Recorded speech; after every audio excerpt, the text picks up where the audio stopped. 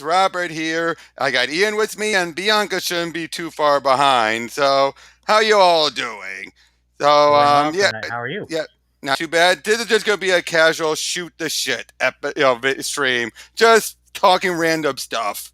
So, yeah, we just before we were getting on, we were just talking about variant covers, and I think I realized there's something Marvel's doing that's even worse on multiple levels than a variant cover issue. You know what that is?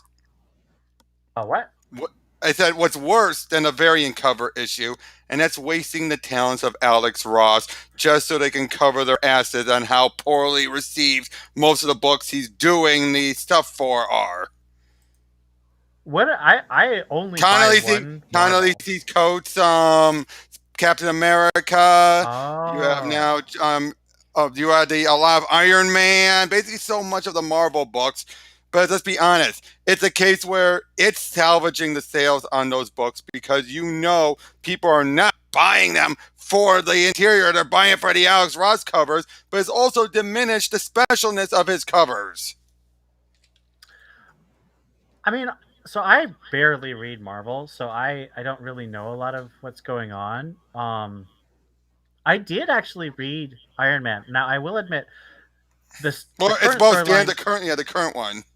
the current one, the Cantwell one. And Mm-hmm. I will admit that it has gone way too long. Like this first arc should have ended at least 4 issues ago. Mm-hmm. But Cantwell's he's a powerful writer. I think he's got a lot to say. Um, But the way he started by once again just deconstructing Tony further when he hadn't even been reconstructed from the past couple of deconstructions. yes. I mean, to be fair, he's basically just doing Extremis again. This is exactly what Warren Ellis did. Mm-hmm. And everyone loved Extremis. Now, I personally didn't. I much prefer the Nouse and what Fraction did. But everyone loves freaking Extremis. It's their favorite Iron Man story. Mm-hmm. Oh, there's a comment. Oh really? Oh hey Raymond. And no problem. Just you can listen in. I don't know if you've been on a stream with him. Have you? No, I don't think so. I've heard some of them Now, though. in the future, yeah. So yeah, we're just shooting the ship. Bianca's going to join up eventually. So I know you've never been into He-Man, but have you at least heard about the stuff with part two, right, of Masters of Relation? I heard nothing at all. Nothing at all. It was good. Was it good or bad? It was good. It was very good. Unless you're part of those other circles who just want to bitch and moan about it. Well, I'm glad it's good.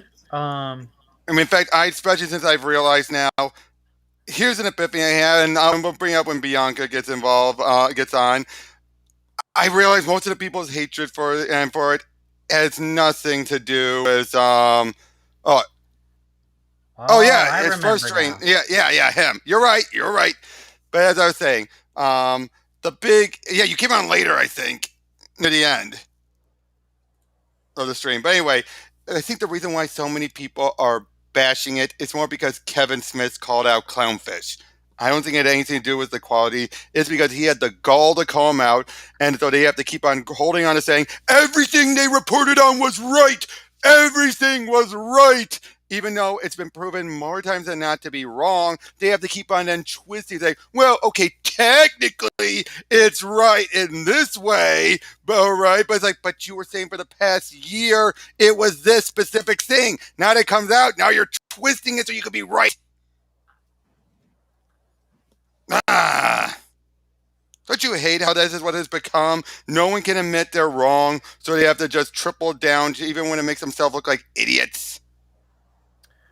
Yeah, there's I mean, I put that down to a lack of maturity. Like people just don't have the security and the ability to change and be vulnerable. And I don't mean that in the kind of like there's a kind of feminist rhetoric that says, Mm-hmm. "Oh yes, well, toxic masculinity means men can never be vulnerable." I'm like, no, there's a difference between What? vulnerable and weak, and Yeah. I think that men can be vulnerable and still be strong and mature. Oh, yeah. And Many times. I just think that that Peter requires Parker. maturity. Peter Parker. Oh yeah, yep. I love the way JMS wrote Peter Parker because when he was trying to court Mary Jane back because they were on the outs. Like he was very vulnerable, but he was also extremely strong. Yep. So that run JMS was was so one of the good. best writers, one of the best writers for Spidey. Absolutely. When he Well, wasn't forced by editorial to change his until stories. editorial decided to try and like turn everything into a huge event and then tell him to write one more day. Yeah, and tell him to have Norman bang Gwen. Speaking of which, I've sort of come around on the end of Spencer's run. I now think that it was totally awesome that he completely retconned Sin's past. I think Be that's honest, if you hilarious. had to pick one of the two, and which one was the more reasonable one for him to get allowed to do it by the higher ups, Sin's Pass was the one most likely to, especially when they're trying to market Gwen. You don't want that blemish on her. I still okay. So to be fair, I still do not care at all about Gwen. Oh, I don't Period. either. But when you have a marketing who are trying to build her up more, But the version of Gwen they're trying to build oh, up I has know. nothing to do with that version. I Oh, know. Homina. Oh, hey, Hominus. Not much. But I think that the way he did it was just so ballsy. It kind of made me laugh. Oh yeah, even though it's just as convoluted as anything else done in Marvel. I mean, Oh to be yeah, did you hear? fair. Did you hear that they've revealed who Queen Goblin is? Wait, who's Queen Goblin? The upcoming villain they're gonna have, or villainess? We're Beyond? Yeah, they Oh. accidentally leaked it when they did one of those character design covers. Oh, who is it? Kafka. Wait. Wasn't that a character that Spencer was using in his run? That was a character that Jerry Conway created long ago that Dan Slott needlessly, pointlessly killed off, then brought back as a clone, and then Spencer brought back as a clone as well. Right. I remember her in the early Spencer issues. She Yeah, was like she was involved the in one like the who she was underworld the or one who something. got controlled by Sin Eater to release the Juggernaut. Yeah, yeah. Apparently, Huh. she is going to be Queen That Goblin, and somehow gain a huge rack at that.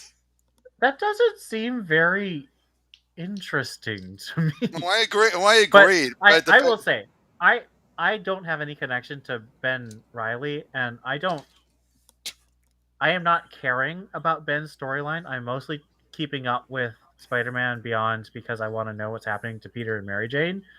mm-hmm, And I will say, a lot of people are complaining, but I really liked the Jed McKay Daughters of the Dragon issues because I really like his miniseries about Daughters of the Dragon, mm-hmm, and I thought it was just really fun little like it's basically buddy comedy action stuff. It's great. right. Colleen and Misty kicking supernatural butt. That was kind of hilarious, Mm-hmm. actually. Hold on a second. I'm just getting some covers. Yeah, do you have that Kafka? Yeah, I got it. Hold on. The funny thing is, they have it revealed right on this variant cover. That's hilarious. It's like, whoopsie. But like, so are they? Keep going, keep going. I don't get it. Like, I don't understand what we're supposed to care about in this whole Beyond storyline. Me neither. Like, okay, so when did Ben Riley come back? Technically, he's been back since the clone conspiracy. Oh, was he brought back by? At the very end of that slot, did Oh wait, have him was he the back. Jackal or was that someone else? Was Yeah. Kane the Oh Jackal? no, he was the Jackal. Hold on a Okay, second. so Ben was the Jackal. Yep. Hold on. Hey, B. Hello, Hey, B. we talking about jackals? We're talking about Spider-Man. the Clone Saga. Not the comic one, right? Yes. Yeah. So, wasn't the Jackal like super evil? He took the identity of the Jackal. No. In the Clone Conspiracy, the Jackal was Yes, super yes. evil. He was evil because he was pushed too far, because he basically kept on getting experimented with, died, came back multiple times over. Ah. So how did he become good again? It was a while. In fact, that was the whole point of his series, was for him to redeem himself. Oh, right. He did have that series. See, I Yes. basically only kept up with the main Spider-Man title. All right, so hold When on a Spencer second. was like, I didn't read all the tie-ins and stuff. I'm about to share the images. Hold on.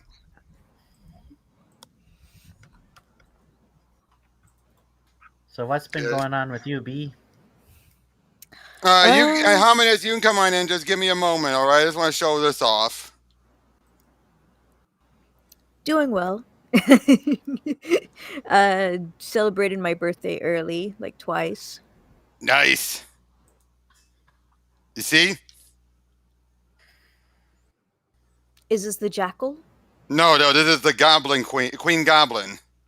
Ah, AKA Queen Kafka, Goblin. do Yeah, people right care here. about Kafka? Well, it doesn't say it here, but apparently someone else has shown it does say AKA Kafka, and whatever first name is Kafka. It's like, what? Oh wait, look, here's her with Black Cat. Art Adams artwork.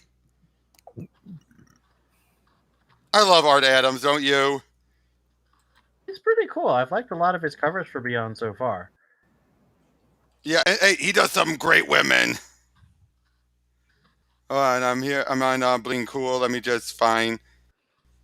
Allow Bleeding Cool Okay, to whatever. send web cookies. Oh, a second. Where is it? Where is it? Oh, apparently production has officially started for HBO Max Batgirl. Yeah, I heard about that. Oh, where is it? Oh, That's I'm not the trying one to who find did it. the She-Hulk cover, is it? No, I don't know. No. Very similar name. Just hold on. That's one thing I hear about Bleeding Cool is all of these,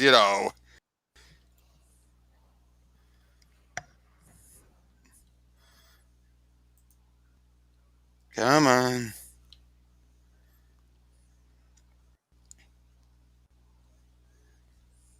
What the heck?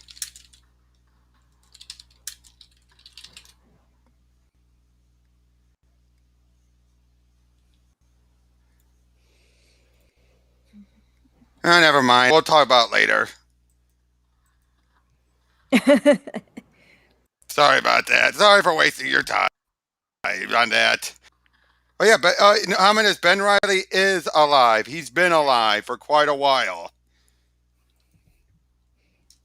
Yeah, I remember now. I just I don't remember how he became not good because I didn't read that solo series. You mean how he became good again? Right, not evil. Yeah, you just said not good. Yes, I misspoke. So what about DC? How many? Since I'm I more up sent you on, the link. I sent you the link. since I'm more Oh, up that with the DC stuff. the DC stuff. All right. Well, first though, you were talking about the detective. Yeah, you told me that Detective was completed, so I checked it out, and I have to say, I'm not Mm-hmm. very impressed with the fact that Taylor thinks that, ooh, bad stuff happens after Batman saves people. That makes Batman complicit. Yeah, way to go, Mm-hmm. teenage socialist. Sorry, I'm just reading a reply someone gave me on about saying, "Oh no, everything was right about what Clownfish said. Everything was completely right. Smith lied about everything, and that and that's why it took a whole year to come out because they had to redo everything." Oh, sorry, no, not that. Talking about with that, he's talking about Indiana Jones, and saying how everything was true. It's like, what else was true? Everything else was speculation and opinions people were parading around as facts. This is about the Indiana Jones stuff. Indiana Jones. James Mangold directed Indiana Jones. I didn't see any of the Indiana Jones. All right, Why can't Spielberg do it? he has no interest in it. Probably because he's fed up with Kathleen. Huh. I did not know that. I knew they were doing one, and I thought that I heard that Harrison Ford got injured.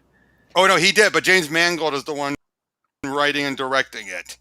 Everything else that was talked about was opinions, not facts, but in their eyes, it's all opinions.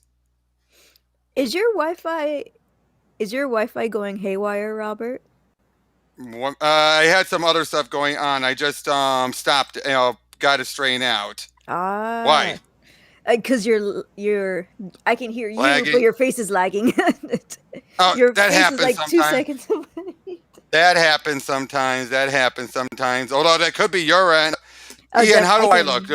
Do I look like I'm fine? Yeah, mostly. Yep. All right. I wouldn't be surprised if it's me. It's always me.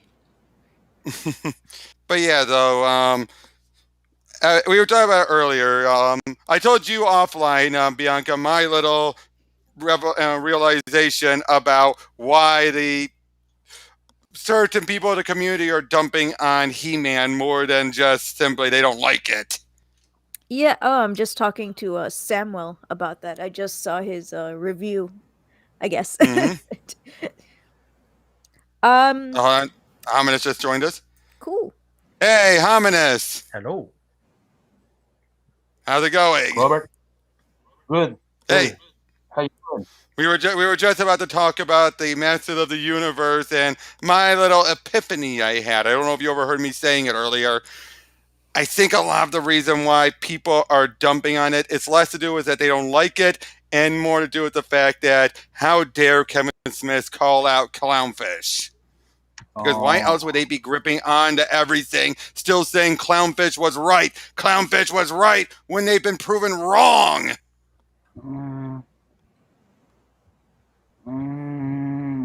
Yes and no.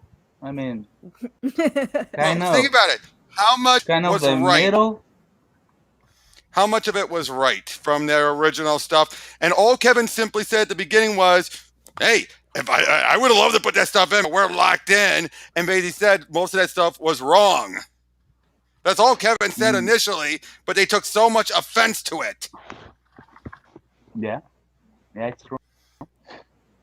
And then going, first of all, yeah. let me say hi to Bianca. Hi, Bianca. How you doing? Sorry. Doing Which- good. what? How are you, Hominus? Good. I'm doing good. And which is right? I'm saying it right? Your name? Well, that's my screen name. My name's Ian. Ian. Okay. It's easier that way. How you doing, Ian? Doing well. That's good. About Clownfish TV. Okay, from what I remember in the beginning, the first video, it was a rumor, you know? Yes. It was a rumor. They did say it was a rumor. And They did say it was a rumor first, and all Kevin said was and that none of that was accurate. That's all Kevin said initially. Yeah. They say it was But a then rumor right from after Kevin Alex replied, Insider. Yep. From Alex But Insider. then after Kevin replied, yep. But did you know after Kevin replied, that's when they started saying, how dare he? And they treated it like fact. After that is when they started saying, oh, we've been told it's true, allegedly. Or they started saying because he said something. Or they said because he said it, that means it must be true. We must have hit a nerve. Sorry. You remember that? I remember. No, wait. I was remembering. Sorry. Kurt Angle when. Oh, it's true. It's damn true. Allegedly. Yeah. But it was what's the word I use Say it in Spanish. no, it's not that. No, it's not war campaign. They were gone by then. Yes. Social media madness. It's yes, it was social media madness on Twitter. And then after that, but there was a lot of truth in that. He-Man got sidelined. barely. It got sidelined. what do you He call got sidelined in sideline? a few in episodes. You know, he wasn't the But that's protagonist. not what they.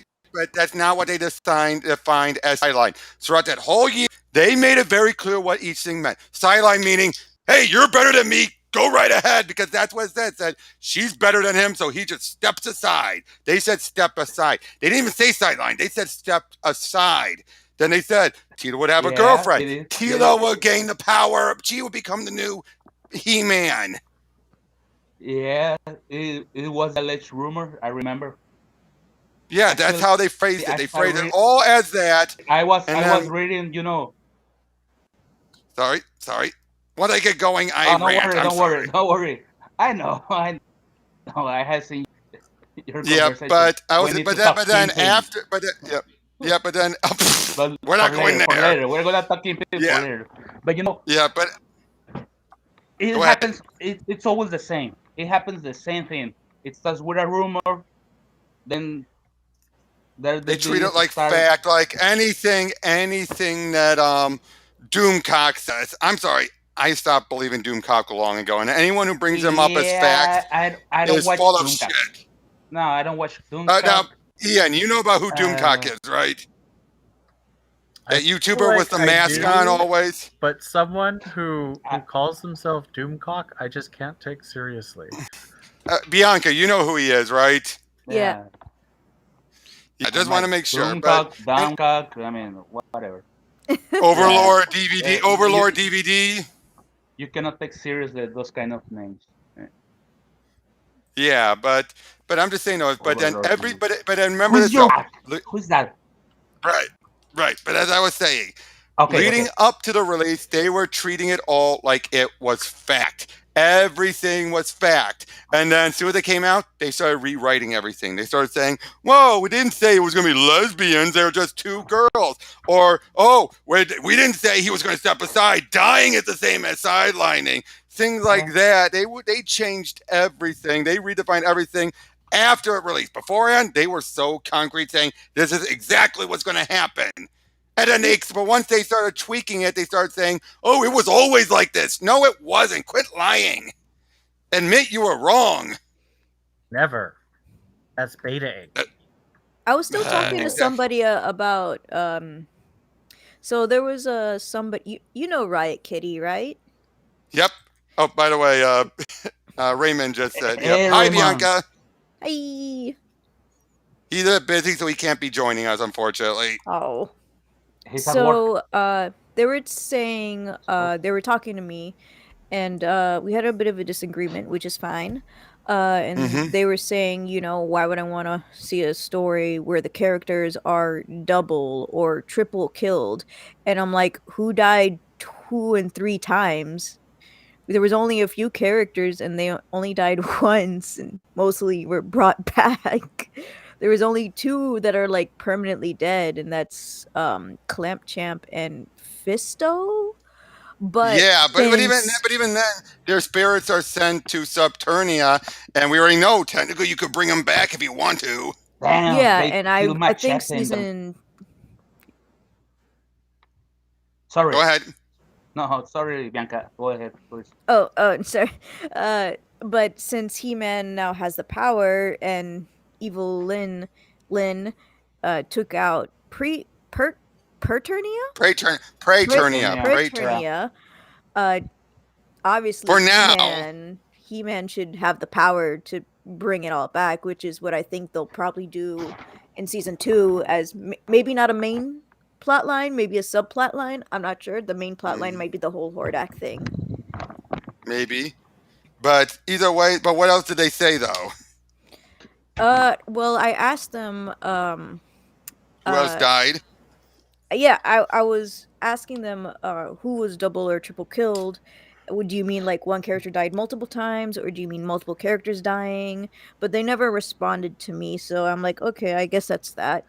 Another one was they didn't want to forgive Tila too easily, and said that she had Oh, to I earn saw it. that. I said that I honestly think she did earn it, but I can tell that between me and Riot Kitty, we were raised differently. Mm-hmm. Like I was taught to Oh yeah. forgive easy. easily. So So I'm that's saying here. probably and that person was probably due from experience. Taught to saying that, Mhm. yeah. Just They like didn't, yeah. it's just like that stupid phrase. It's just like that stupid phrase. No respect, reject. Except when people say that, it's a one-sided street with that. As in, they must respect us, but we do not have to respect them. We could be assholes to them, but they have to kiss up to us. I mean, Ian, you've seen that before, right? Seen what? On Twitter, right? With when fans are being hostile and nasty towards the creators, but when the creators push back, how dare they? I mean, honestly, I've seen it go both ways. I see. It seems to me that both the fans and the creators love to flop, like in soccer, where Mm-hmm. they highlight, a nut who attacks them both ways, and they flop and say, "Oh, I've been so attacked," and I'm just like, "You're an asshole who's provoking people. Of course they attacked." Mm-hmm. And I just think it goes both ways. I don't really have a Now there are one some I creators, like. there are other creators who aren't that bad and don't deserve it. I mean, I can criticize part 2 as it's Oh pretty yeah. Well, first of easy, all, you know? let me specify what I mean by that. There are some pros who do not deserve the disrespect. Is what I'm Yeah. saying because they didn't do anything to earn it. Like Stephanie Phillips, I don't think she's deserved any of it. I still don't know what happened with Stephanie Phillips because I just read what she writes. I don't follow her on Twitter at all. Apparently, someone declared you killed comics because of her writing, and she decided to be one of those who embraced it, saying, "I killed comics, people." That's so Oh weird yeah, to me didn't she because, make like, a T-shirt? I Yeah, want she that made the shirt. T-shirt. She made And a then went to, T-shirt. I Kill Comics. and didn't the money go to You charity or know something? what? Yeah, the money goes to a charity. that just confuses That me was a because fun. if I were picking someone who I thought killed comics, I would not have I go picked for Stephanie Bendis. I Phillips. go for Bendis. I don't think it's Bendis. I would I'm say kidding. I'm kidding. I'm kidding. I'm Are joking. you going to say James Tinian? no. I love James Tynan. Tynan, sorry. Yeah, Tiny Onion. Tinian. Yeah. I would say Tom Taylor, but I know he's super popular. I just hate his guts. Mm. But you gotta admit though, with the detective, you gotta admit it wasn't shit. At least it was a plot that's been done very sophomoric. But you also admit this though, he didn't embrace. Like, unlike stuff he's doing in Superman, he didn't embrace the whole Batman's done more harm than good. No, he at least had to be like someone crazy thinks he's done it, but even other people are saying no. That's not true. They're nuts. You've done more good, and anything bad that happens, you can never have known. No one could have known.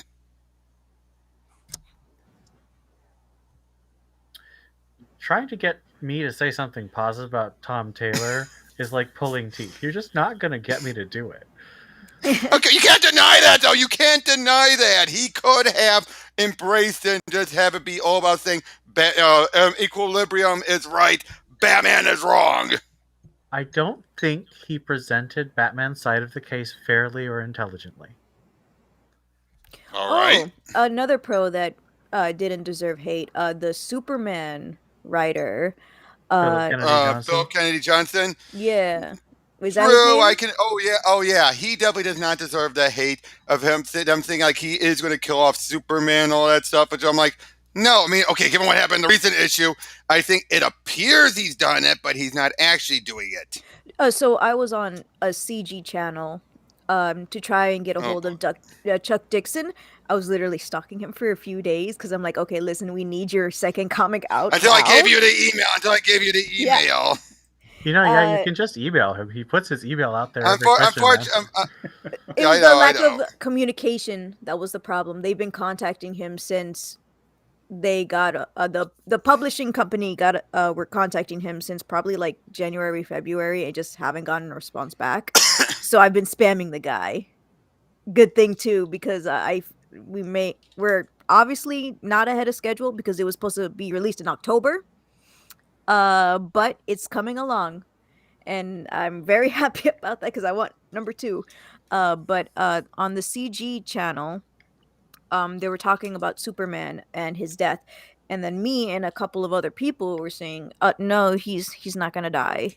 Like he already said, the writer said he wasn't gonna die, and then they're like, but that's not what the headlines say. And I'm like, no, Oh freaking duh. God! And I'm like, it's headlines. And then It's because headlines from people who don't even know what they're talking about. and they made it worse because they spoke about it to Chuck Dixon, and then Chuck Dixon went on this um I don't Because want he to took say them, rant he took because them seriously, right? yeah, He he believed took what it they were saying. seriously, and then he was going on this not a rant, Oh, but and he's discussion giving them about he's giving them talking points for them to listen to and say, see, Chuck believes us. And I've noticed that's been a problem when Chuck's on these things. They skew the point of view and he trusts them, so he's going to go on a rant or a discussion that's on their side of things, because why would they lie, why would they skew things? yeah, they even asked I him, mean, do you Ian, think would you agree with CG is like the future, the way of the future or whatever? And he was like, yeah, I believe so. And I'm like, Ian, would you agree that's probably the issue? He's being misled by these guys. I mean, what I would say is that I think Dixon really just wants to write, and Mm-hmm. he has So no of course he'll say, yeah, CG is part of the future because they're the ones who are giving him work. right, and he has no interest in the politics of. I mean, he's never really liked the office politics. If you listen to anything he said or any of the things that people talk about him, he was there to write comics. He wasn't there to play the kind of games that a lot of Didio and the others were doing. oh man, have you his Q and A's about Didio are brutal. Like Didio's I'm like, if you aware. want to work for me, Now, you got to come to my I've karaoke night. I've noticed though there are some people who would give him Didio praise, and there are some who would condemn the man. But if you notice, it's more the artists and maybe only a few writers that seem to always give him praise, where it's the writers who are more likely to chastise him.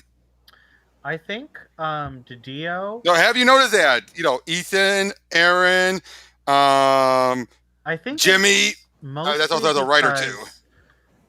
because Didio played favorites, and the reason he played True. favorites is because some writers were willing or were interested. Like some writers probably liked going to those karaoke nights, and so they actually Mhm. genuinely had fun. And Didio was like, Mhm. "You're my kind of person. You're gonna write for me forever." I think You're that's what happened with Gail you're my Simone. kind of it's more like you're my kind of person. And it almost sound like Mayor Quimby when I'm doing the Dio. Have I told you my story about Didio at a con? I think you have, and I've told you mine. Well, yes. I need to hear yours is both. a good one. Yeah, where because of me, the female doctor like got a new son life. My story is a story of self-restraint. Didio Oh no. Didio walked up to I want to say Yannick Paquette, but it might have been someone else. And he was like, "Oh, hello." And I looked at him and I was like, "If looks could kill, he would be a dead person." And oh no. I watched him out of the corner of my eye walk through the crowds, and I thought very seriously about going up to him and saying things, but I did not. Okay, did he do wrong? No, at that moment, he just simply said hello. No, he did nothing wrong at that moment. Okay then. It was his entire life's work to destroy everything I like about comics. Whoa, okay, dude. You know where I stand on people who go that far. I think He's Didio not the bring. He was- wasn't the destroyer of comics to the degree I think everyone else claims he was. He is not solely responsible for a lot of bad practices, but I think he ran DC into the ground multiple times. Doesn't everybody play favorites in a company? What? True, and Don't a true. lot of People do play people- favorites. Mhm, yeah. Yes, does everyone other people play favorites? Oh yeah, everyone plays favorites, but But are they good favorites? well, the thing is, Didio's favorites tended to be.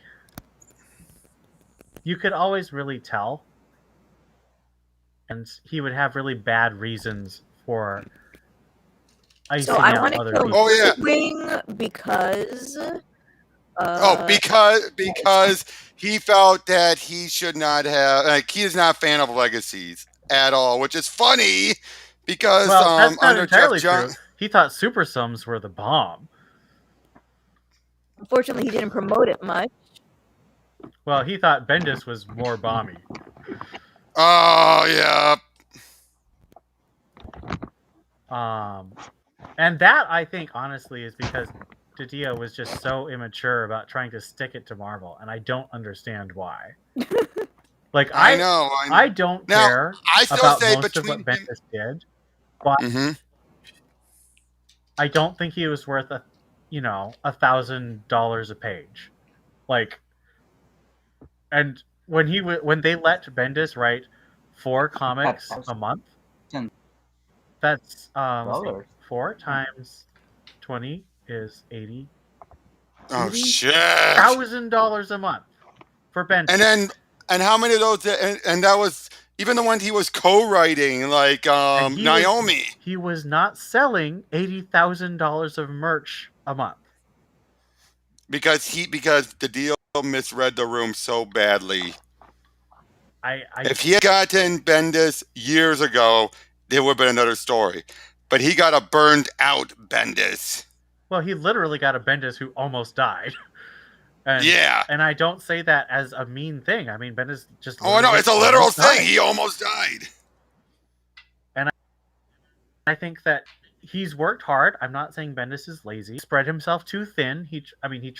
I think Bendis was trying to prove value to the company. I think Bendis was trying to say, which I could say that is a good trait to have. I just think that he needed better editing. He needed better scheduling. Mm-hmm. And definitely better editing because. Oh, Comics Finance. I can invite you into. Hold on. Ooh. You know about him? I watch his channel all the time. He's great. Oh, right. Yep, you're right. Except for the fact that he hates Tynan. Oh. Do you think Tynan would write a good Catwoman story? I don't know. I liked the little bits he did with Catwoman, but Tynan was good about letting Ram V play with his characters without stepping on his toes.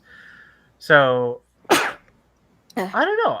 Tynan hasn't done a lot of heist type stories. He tends to do much more like horror and action stuff.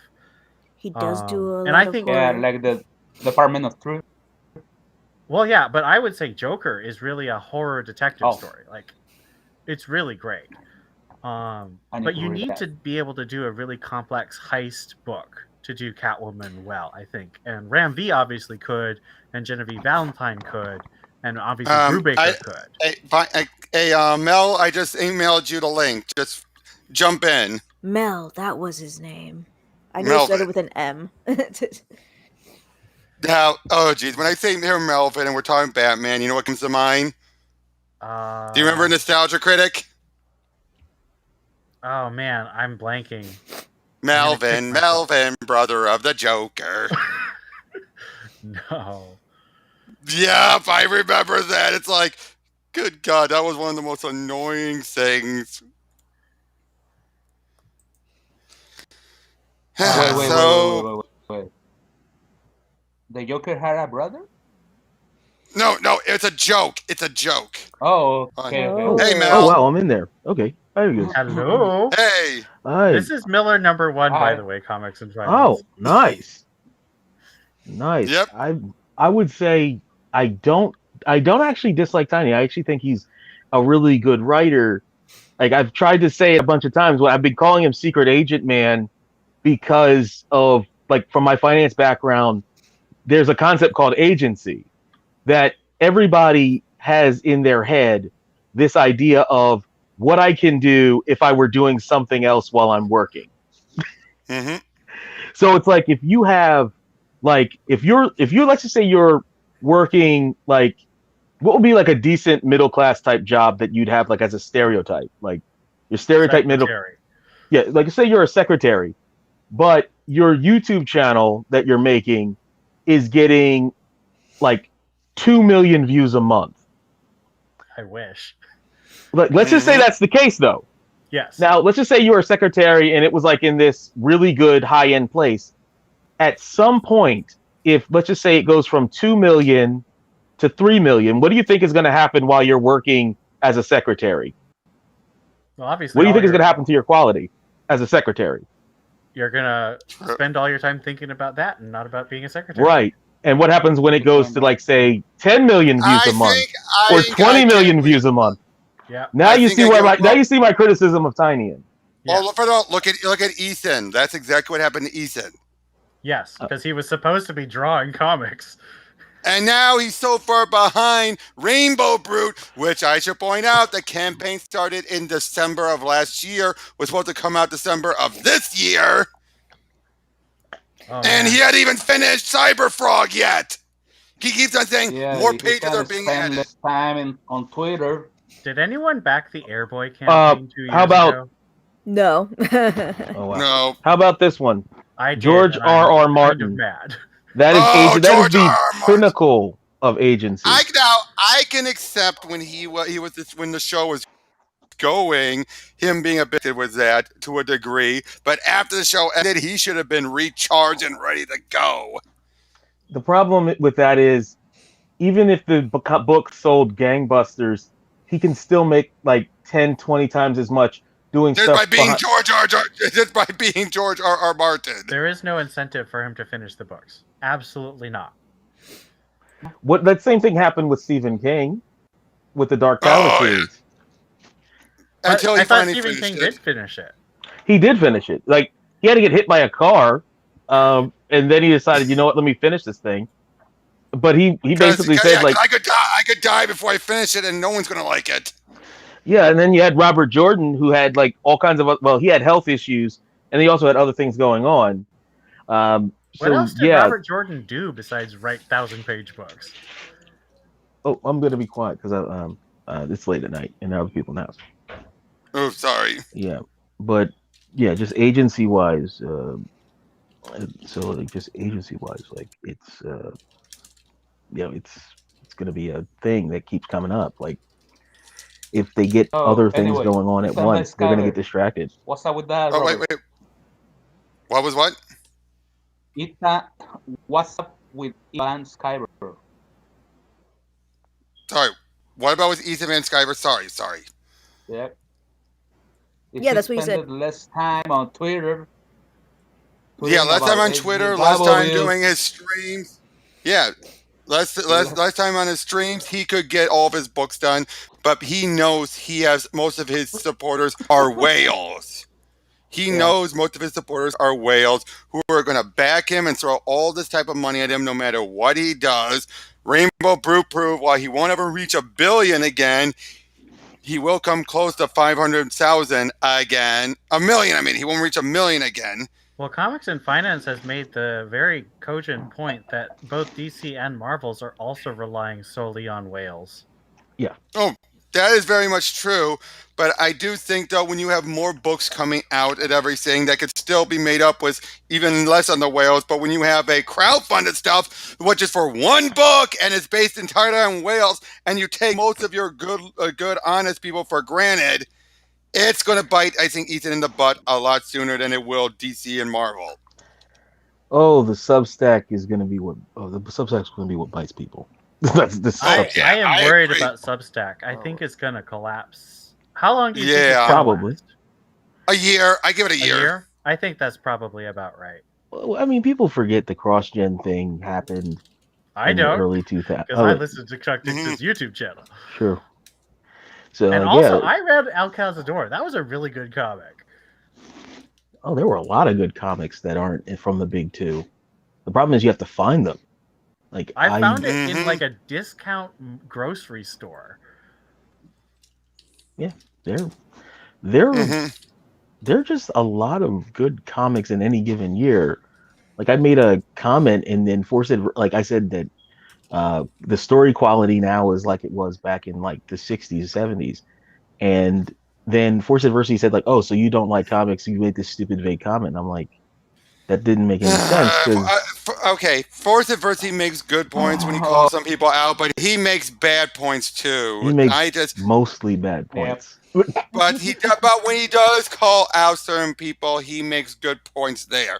But when he starts getting into the political stuff, especially when he starts bringing up how some of these people are Trump supporters and all that stuff, that's when I'm like, okay, you had to go that far. You had to go into full-on politics when you could just call these people. That's where it loses me. You know what? he's acting like Jeremy from Geeks on Gamers. It's the same thing. It's all politics. The difference was that Yeah, geeks yeah, and gamers knew how to build an audience and keep it. I'm Oh, sorry. I That, was. that yeah, has yeah, to yeah, be yeah. said. Yeah, this is the Yeah, thing. but keep it by catering to their outrage and their confirmation bias more and more. If they actually try to speak more truthfully about stuff, they will lose people fast. Tristan has been making that very clear ever since she's been calling out things. She's been losing a lot of people because they don't want to hear it. They want their confirmation bias. I like the contra. I like not agreeing with most of the No, channels I really? listen to. Yeah, I go to like I don't agree with a lot of Thinking Critical's takes. I don't agree with a lot. I Yeah, listen but to Fourth World. I don't agree with a lot of their takes. I actually just to point like the out, Fourth thinking World because critical. of how he argues. I like the argumentation style. Well, I just But say most it because the way that I met you I was lost. arguing Yeah. on the DC Universe forums, and I thought that was hilarious. I'll say though, I lost respect for Wes when he blocked me on Twitter, and I never said much of a word to him. I never really had respect for him. I got blocked Yeah. by him, and I'm positive the main reason why is either he's seen or one of those people who jumped from his channel to harass Tristan had seen me basically saying how I sided with her, and I think he decided to block me out of spite because he wants his echo chamber. You're a menace. I'm surprised what he happened. hasn't blocked me yet. You're a menace. Yeah, Though it's I just don't really say anything. Also, Hominous, Robert, I made like 2 videos on my channel and you guys didn't remind me that I didn't say like and subscribe at the end of the video. oh. My gosh, I don't think I've done that more than 5 times, and I have almost 200 up. I'm No, honestly I don't really know. want I to almost get in never. trouble.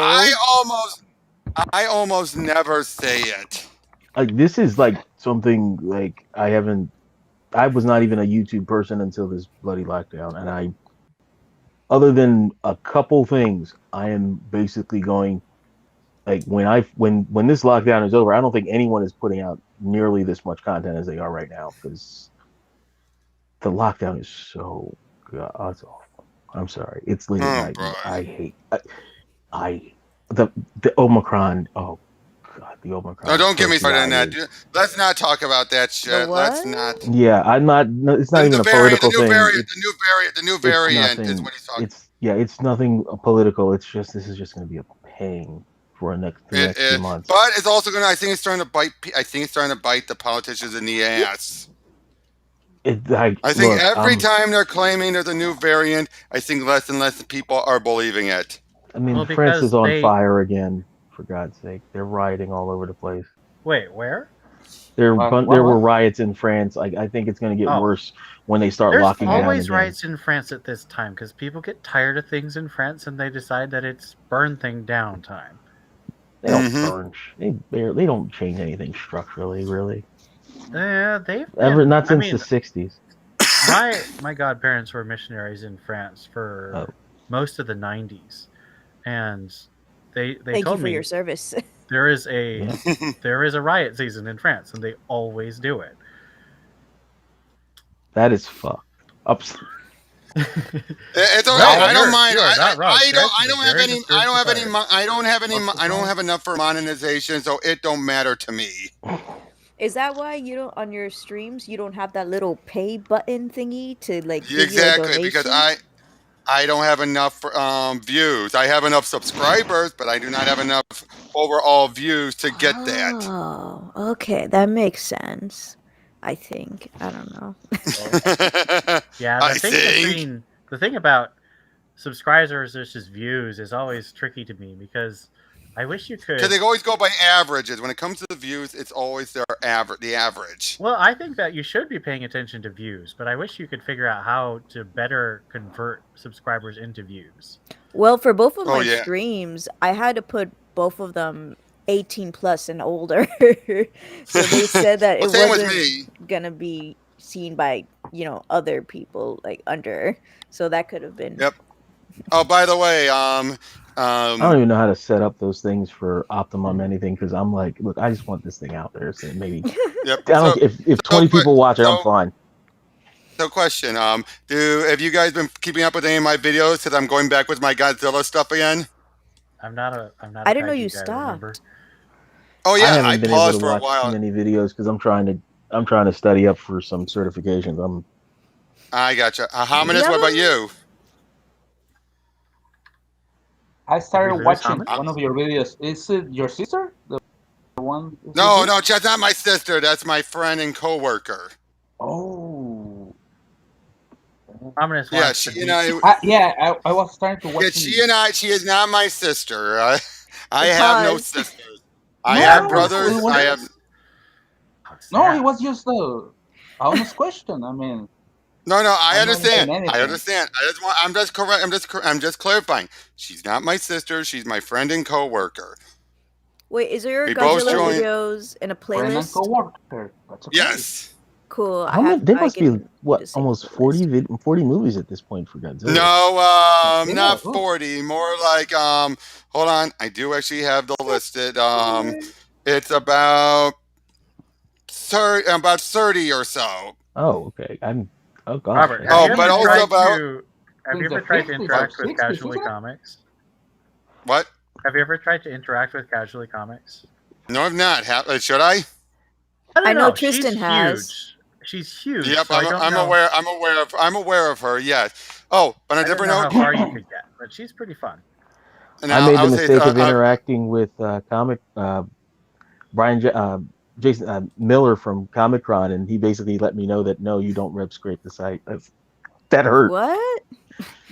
No. Um, uh, Damn. Brian Jackson Miller is the person that runs Comic Con. Comic I Run. think, yeah. And I had done Oh. what toward early in my time on YouTube, I had done a scrape of the monthly sales numbers, and then I mentioned if that was something that could be done because I had not seen anything about it not being whether it was okay or not, They and don't like there it. was no security.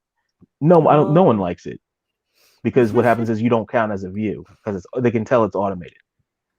So he said absolutely not, but you can use individual things if you're viewing it as long as you're not using it for commercial purposes because he does have a YouTube channel. And that's why I took down all the videos. I also asked if it was possible to make a transformation, so it wouldn't just be a chart, which is what a lot of people on YouTube still do. Like they'll still a Comic Con chart to give like a subjective thing, and basically whatever. Even though I don't have the data set anymore, like the stuff I realized from that was the entire CG narrative is bullcrap. Like the people that they're singling out, they have the same characteristics as the people from the good old days of 20 some years ago. Like they're just writing for a slightly different audience. And we only have the Comic-Con numbers and nothing else is reported. So we don't know how well they're doing digitally. We don't like basically younger Everyone oriented says stuff. digital is less than 10% of sales. It really doesn't matter. The problem is that in the same way that comics are very top heavy, digital is top heavy. So it Oh might yeah, like be, the top 10 make all the money. yeah, it's also the fact that a comic that might say do well, like if a comic sells for $4 physical and sells for $4 digital, the cost for the digital comic for like printing and distributing is a fraction of what it is for print. So that extra $2 in price just goes straight to the comic company. So it goes straight to the publisher. So like if someone were able to sell 5,000 copies at $4 each, that would be like, and the comic company would get out of that $4, they would get $3. So it would be 3 times 5,000, 15,000. But if they were selling it at a comic shop for $4, they're only getting $1.60 per comic. And even if they were to sell, say, 10,000, they'd have to sell 10,000, and then at $1.60 a comic, they would get 16,000. So essentially, if they can sell they don't have to sell that many to put them over the profitability level Which pisses because me off because the $4 price point for a digital comic is ridiculous. The reason they do that is if they sold them the way that they're sold through manga or other places, if that price point would have dropped to where it would be equally profitable, they would basically sell them for like $1.75 or $2 Yep, and the and they would comic make the stores same refuse to let them do that. because they Even would though it I would kill don't the think shops. it would actually kill the comic stores. It would it won't drive the people with money away where they don't care if they're paying $2 or $4. It's definitely not going to drive away the people that buy the digital comic and then buy the physical comic and put it in a slab. Like those guys, they're not going to care. It's going to prevent them from getting casual people into the shops.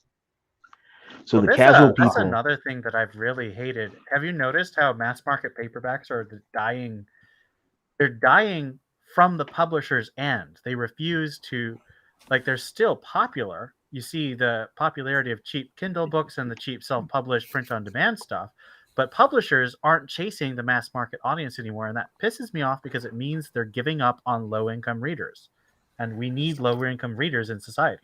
I'm a It's low not- income reader. I need money. it's not even like that. What's going on is they're selling, instead of going the mass market paperback, they're just selling it digitally. They're trying to use digital as the mass market because they get a bigger margin. That's why they have all those times where it's on sale from Amazon. Your Amazon account does not price things identically to everyone else. I wound up finding that out. I was like, so depending on what your profile is, books can be more or less expensive based on your history. That is weird. I believe that's true, but that's so weird. Well, because it's digital, they can get away with that price discrimination. I'm like, holy, because the margins are so insane. They can base, so if you're someone who really likes sci-fi, that could mean that you're basically getting screwed on the sci-fi price. But as long as it's lower than whatever's the printed price, you'll still think you're getting a bargain. And technically I am. It's just not Yeah. a fair bargain. No, it's more power to Amazon and more power to the publisher. I like digital. I like reading digitally. I like a lot of the things of digital, but I don't like the fact that it has cut down on the used market. I think the used market was really a good thing for readers and the community of readers. And I don't think that digital has formed something that is comparable to that. For all the stuff that you'll hear about Frederick Wortham, he actually understood the secondary market all the way back in 1954 during the hearings. I was like, I think oh crap. Wortham is a lot more complicated than most people admit. Yeah, like that's one of the things that got me against forced diversity. I'm like, this dude, when they were doing Brown versus Board of Education, there were 4 states that pressed that separate but equal was inherently wrong. The only one that won was Delaware, and that was the one that Wortham argued that segregation was inherently wrong and harmful for Black children. And he was right. He was right. He also didn't advocate for censorship of comics. He said I bet he didn't even think that it was the main cause. Like he couldn't say for certain if it was the main cause, but he said he was really certain that violent comics had an influence in violent behavior in children. He wasn't sure whether that would be the same for adults, but he said that was one of the things that was like, I'm like, dude, this guy sounds like your textbook, video game censoring liberal. Well, now, I don't know. Is he right? Because I've watched a lot of Liana, and I think that take care, Raymond. Talk to you later. There's have a good night. See you, Hominus. Thanks for joining. Oh, Robert wants to say something. Raymond. No, I'm saying good night to Raymond. I can't see the chat. Oh, I think Robert's on mute. Yeah, I actually closed out my YouTube because I'm on a cell phone. I'm trying to remember. She has 2 different theories of media consumption. One of which, Robert, you're on mute. We can't hear anything you say. You're on mute, Robert. Oh, I will say I have to go. I hit the button. That's why you guys never heard me. I kept trying to say something. So I'm You gonna thought go, we were guys. ignoring you, but instead we just Yeah, couldn't hear I you. did. But here, okay, I was trying to say the funny thing, the thing I feel so sad about Warzone is he actually tried to get a panel at a comic convention once. At one of the convention, I think it was New York or San Diego, and he was booed and heckled so badly he never went again because people just he unfairly blamed him for everything. Yeah, he was the celebrity witness, and it's like, no, the biggest part of the conversation was around the tie-ins. Like the And remember tie-ins this: the weren't. whole point of the whole point of the comics code was to kill EC. Right. It was It That wasn't was DC just it. and EC. Marvel working It was, together to get rid of one of their competitors. And but but the that funny, didn't well, meet Archie was the one pushing it the hardest. because they were the farthest away from the fallout from those hearings. They were the Hmm. only ones that weren't making what was considered violent crime content. Wortham So they basically shot chose himself to decide. in the foot when he said that Superman was an example of a crime comic, and then he also like he had the horror stuff. Everyone expected the horror stuff. He had the crime stuff, but then he had Superman, and then he had like a And straight up Batman. Superman, Batman, and then he had like a cartoon. And I'm like, did this guy actually bring Yep. like a See ya, Looney Tunes Bianca. type thing as an example of a crime comic? And it's like, Oops. oh, No, thank I goodness see he's ya, safe. Bianca. Are you leaving, Take care, Bianca? Bianca. Yeah, she has Oh, that's got to record with Tristan tomorrow. It's for their Monday show. Ah, well, good luck. Have a good Yeah, night, Bianca. Yep, see ya, B. Yeah, I'm So pretty much hey, at that. I was just gonna say, can I bring up one thing about a comic creator that I just realized something about that really kind of disturbs me? What is it with John Byrne and having underage girls having relationships with older men? That's not just John Byrne, dude. That's like Oh, But yeah. Byrne, every artistic but, ever. but The, Byrne the is good the old one who would have to be like a ugly bastard. 14. No, but Byrne is the one who would have a 14-year-old Lana Lang kiss an adult Superman. He was the one who was pushing the Kitty and Colossus relationship and Well, everything. I thought that was Claremont. Yeah, No, you know that was what? Byrne That- first. yeah, um, that's Wolfman a Trump. Yeah. Perez, Okay.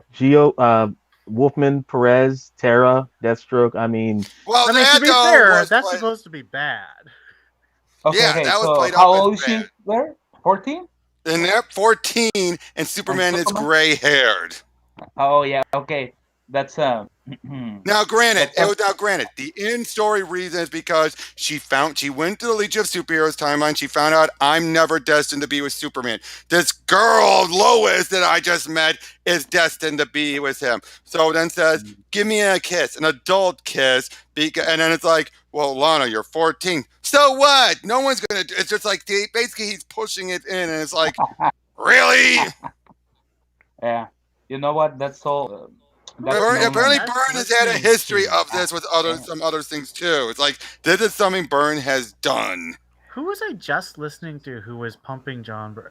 Oh, I think it was Jim Lee. I was watching the commentary, the special features on Superman and Lois Blu-rays, and he's like, "Oh, I really love John Byrne. He told me how to draw the Superman symbol." I'm like, "Wow."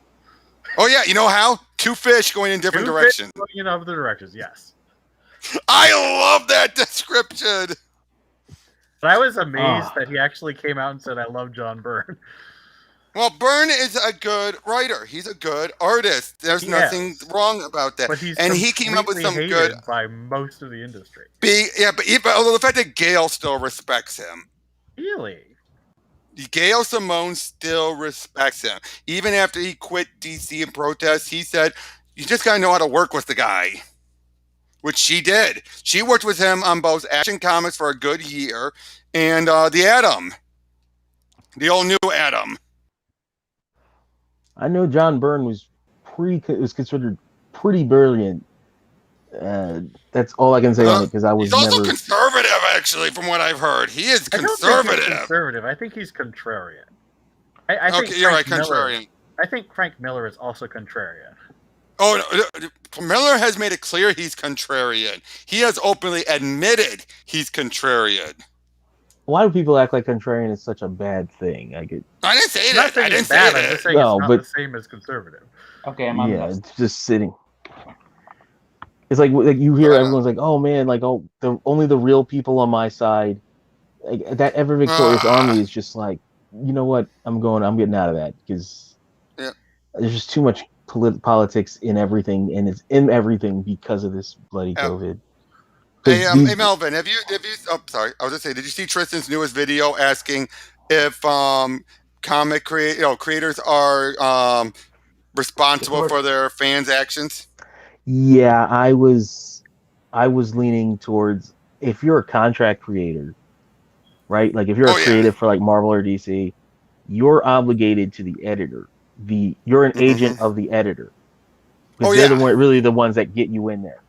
The editor Yes. is an agent of the publisher, Oh, I saw that. and I saw yep, that. But when it comes and to you, I yeah, when it think when it comes to comes to me, it's YouTubers, when it comes to YouTubers, since they are their own business, they are essentially. It's just like it's like if you're operating something that is changing the mindset of the people that are consuming what you're providing.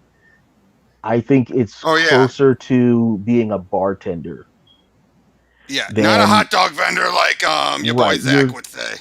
You're essentially like if you're Our a voice YouTuber, back. you're essentially a bartender. Diversity in Comics, Richard C. Meyer. Yeah, I've honestly his opinion on Vita Ayala, I'm like, look, they clearly are selling to a completely different demographic, and they are consistently in that's the that problem. top. When Yeah, people complain about the whole, it's not for you. I think now, in some regards, yes, I hate that phrase, but in other regards, it's appropriate. When it's stuff Well, like my when people problem are is going when to, Vidya what I Ayala mean, is what writing I, comics that are supposed to be for me, and then oh they no, clearly I will aren't. agree. I'm just talking about stuff like when they're complaining about the young adult books. It's not meant for you at all. Why are I've you guys acting like somehow writing these Mariko Tamaki writing this means somehow that's going to translate to her mainstream work? I well, for one, it clearly didn't for a lot of people. For me, I didn't read Mariko Tamaki because there was nothing that Tamasi had done that warranted him being pulled off that book. Like, They just didn't Except want that him the on. He title wasn't was bringing the incredibly sales. yeah, boring. but neither did Mariko Ah, Tamaki. If you look at what the records would show, like true, but I think she has the advantage of the events keeping her on. right. So in terms of not bringing in the sales, I'm like, there wasn't likely going to be an increase in sales since your hot guy Tynion wasn't like his decay had hit that point where he wasn't getting it above 50,000 at 299. Meanwhile, it was Now, staying in at part, 50,000. because of COVID. In part because of Well, COVID. no, his Detective Comics run happened before COVID. So his Detective Comics Oh run yeah, Detective hit Comics. in the Yes. 50s, I in mean, the I lower would 50s at personally argue 299. that his Detective Comics run started trailing because it was clear that editorial wasn't supporting him, so his artists kept leaving the book. And artist leaving is a huge problem that I think no one really talks about enough, except for Yeah, Yeah. Flash. but you'll notice that neither he nor Tomasi had consistent artists on the book. And Tomasi Yeah. was working with a 399 price point, and That's he had a true. bunch of event bullcrap going on. So they both had the same problems. The difference is one person is selling a 299 comic, the other one is selling a 399 comic, and Tinion's numbers were basically Tomasi's numbers given the context. I'm like, nah, it would have been. It's also both Tinian and Tomasi had historically high sales for Detective Comics, so the only person who was consistently higher was Paul Dini. And I hate to break it to you, Paul Dini's in a different level from anybody writing right now because Well, what Paul he Oh Dini yeah. on a craft level, but Paul Dini on a deadline level is awful to work with. Oh, he is awful. I mean, don't you remember with his Streets of Gotham? No, Every single title he his was Gotham City writing, Siren. He eventually left, and someone else took over for the rest of the run. oh every his single Detective title he Comics was was. doing, that happened. Every single title. I would argue that the problem with Dini then would probably be quality versus quantity. Like he Yeah, no, consistently his delivered stuff Oh is high yeah. amazing. quality. It's just slow. Well, that's sort of like the catch. It's like with Gail Simone, her run on Batgirl was the best selling, and also as a story, it holds up better than any of the I other will ones. give him. I will give him. I will give her that. Her writing, I did not care for it all, but it was by compared to the later writers much better. I would, Would you agree, Ian? It is painful for me to agree with that because I hate Gail Simone's Batgirl run. But compared to things that But came after the Burnside it stuff is and all that, it is more um, coherent than Burnside. Castellucci. I Nothing's mean, worse you than can hate it, Castellucci. but at I the same actually time had to come recognize around it on was Castellucci better than other things, Really? How did isn't you it? come around on Castellucci? How did you? Tell me this. I have because to know. when I realized that she had essentially planned the entire series out to 50 from the first time she got on the book, but then you realize that after 3 issues, they all had to get resolicited. And then there was another, I think we're like 2 resolicitation changes. So it's like, wow, this person had a plan for this thing all the way to the end. And instead, it all had to be thrown out because they came up with these last minute ideas, and then she was just kept out of the loop. She was just told, "Oh, this stuff doesn't work." It's the same reason that Margaret Scott quit. That they were basically changing stuff, but then they weren't letting them know what was being changed and how. So there was no Very coordination. true. So yeah, What I you're didn't. saying is true, but it doesn't mean that she had to throw all cops are bastards into issue 50. Like that was Oh, it not was it was a Agreed. required. steaming But hot that pile was, of garbage at that point anyway. I think she Oh, only did that Capella. because it's I'm the so glad last I dropped issue. DC when I dropped DC with the Joker Uh, crossover. That was the smartest decision I made for I DC think for I several think months a year. I think they only did that because it was a big like I'm ending this. This is my last issue. Screw all you. I'm out of here. Peace. I have no respect for people who do that, though. I have no And respect yet, for people who do And that. yet, so I many people love Tynion's run on Batman. This like you could tell the way he was writing Batman was almost like a punishment for everything what? that was going. Like the way I he would wrote not go Batman that in far. Detective Comics was like he was the biggest idiot in that series. I I'm think gonna be that's quiet. true for Joker War. I don't think that's true for Fear All right, State. I'm shutting up. So I'm gonna be No, quiet because I'm way too loud. There's somebody else trying to sleep. Oh, hello? all right. 1, 2, 3. Hello, hello. Ominous, we hear you. Sorry, we're Hello, talking over man. you. Sorry. No. No, it's okay. It's okay. Hey, so all cops are bastards Mm-hmm. in that last issue. I really hate the final And when issue of shit goes Castellucci's down, Batgirl. dial 911. So much. They were so much dumb. Yeah. Defund the police. Okay, let's not go And down one there, and one please. year later, and 1 year Please, later. please, please, please. Don't do No, it, no, please wait, don't. wait. Ominous, Whole- People are trying please, to sleep. ominous. People are trying to Wait. sleep. Just this. People are trying to The sleep. whole defund the Sorry, police, sorry, and sorry, one sorry. year later, the police is not doing enough. Then they complain the police Okay. isn't doing enough. Letting you know, I'm a black guy. I'm telling you, we don't know where they get this from, but it's not from our Agree. community. I'm letting you know that. We We know understand. they're paid for. We know where their money comes from. Mm-hmm. So let's please just Anyways, not that go was. there because I mean, Okay, Ominous, please. you know the contradiction. I'm just Ominous. saying the contradiction. All right. We get it. You don't need to keep how do going. you think Trump got more minority support than any Republican had been trying to do? They went out of their way for almost 40 years. Do you know why? Because of that stupid stuff that they were doing, and they were trying to lie and say that it was about Ahmaud Arbery. They're trying to lie and say it was about George Floyd. It was transparent. Exactly. Yeah. Well, Leaving it alone. Please, can we go back to comics because it's Yes. late Let's and I go got an back. interview Yes, tomorrow. yes. I have to call out sick for my real job. oh, all right. Well, I was going to say one other topic I wanted to bring up is, and I know this is going to be blasphemy to you, Ian, but I prefer Joker War over Fear State. You must tell me why. I think because it felt like there was a more coherent story. I think the plot made more sense with Joker War. I think that had it not been for 5G ending a lot of stuff, it would have ended with Joker's death, which was clearly what they were building up towards, and which it actually felt like it was playing off of everything that Snyder had built up with the Joker knowing the truth. It was the first time they actually utilized that.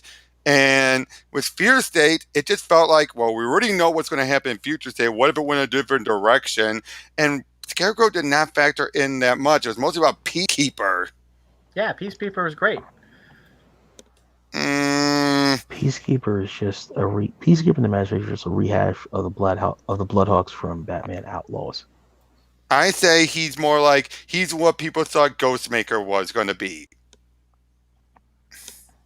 I thought people thought Ghostmaker was going to be Deathstroke. It seemed like Ghostmaker had too many elements of Nobody from Tomasi's first arc. Oh yeah, very much, very much. I mean, the rehash speculator bait is pretty aggressive with that series. Now, but to be fair though, as Tini himself pointed out, he was so fed up with not being able to use characters, he realized the only characters he could do and not have editor take away from him was new characters. Yeah. Also, it turns out Punchline, I think the reason why it worked so well was Punchline was originally based for what he was going to do for a new Joker for Ridley to use. I still think Punchline's actually really smart. The whole creation. Oh, yeah. Other than the part where she could solo all the Bat family in her first arc, which was so much peak 90s, when did I she rolled my eyes when I only remember her taking out Harley and each Batman. one she took them on. She took them on one at a time. I think that was more editorial, the writers thinking, they were the ones thinking, oh, she's this cool new character, let's do it. I do not blame Tinian for that at all. Except he had to do those crossovers anyway, so I'm like, I just rolled my eyes. I'm like, she just one-shots Barbara Gordon, who had years more experience, but that whole era was... I don't remember that. I tried to. It was in Nightwing. She just took her out in one hit. Oh, I tried to block out most of Nightwing. Well, Rick Grayson, it was like Dan Jurgens. I like Dan Jurgens, and he tried really hard, and I actually enjoyed the first half of that run with all the cops who become Nightwings. But by the time you get to the frickin' Joker War crossover, it was a trash fire of a series. Well, that's because it was a trash fire of a concept. I mean, I think because Didio was like, we need to get rid of the word dick. Didio basically got his whole Christmas list in 2019 and 2018. He scrapped the wedding. He had Nightwing taken out of commission. He had basically sabotaged Wally West with Heroes in Crisis. He got his whole wish list. He got everything he wanted. And you know what? I got what I wanted in February. When he was supposed to go to a big con and instead he got fired. That was that made everything worth it. Okay. And all those people that he brought in over 15 years and all that hundreds of years of experience, because they all chose to stick around with him. Went to crack. And now they're gone too. And you remember my 20 years of comic sale data? With that cycle that they never broke out of? They all get fired and they all went on autopilot and they broke the cycle for the first time in 20-some years with all the editors fired and people saying, let's just do cheap derivative crap and see what happens. Wow. They've sustainably sold more. That is the best epitaph of all. The sales were better before you got here and the sales immediately got better after you left. The end. Although, I mean, you've pointed out that the sales got better because they're playing with variants. That too, they are playing before. He was playing with weekly series. He was playing with weekly series. You know, he did that. To be fair, weekly series are what got me into buying comics regularly, dude. Weekly and I'm sure others okay too. with an end date. You have to have an end date with weekly series. Which he did for 52 and Batman even that bad it was Countdown. What was Future's End? Yeah, Future's End. Like Future's all the weekly series he did had end dates. Yeah, they were finite weekly series. The one thing I kind of wish he hadn't done was the double shipping.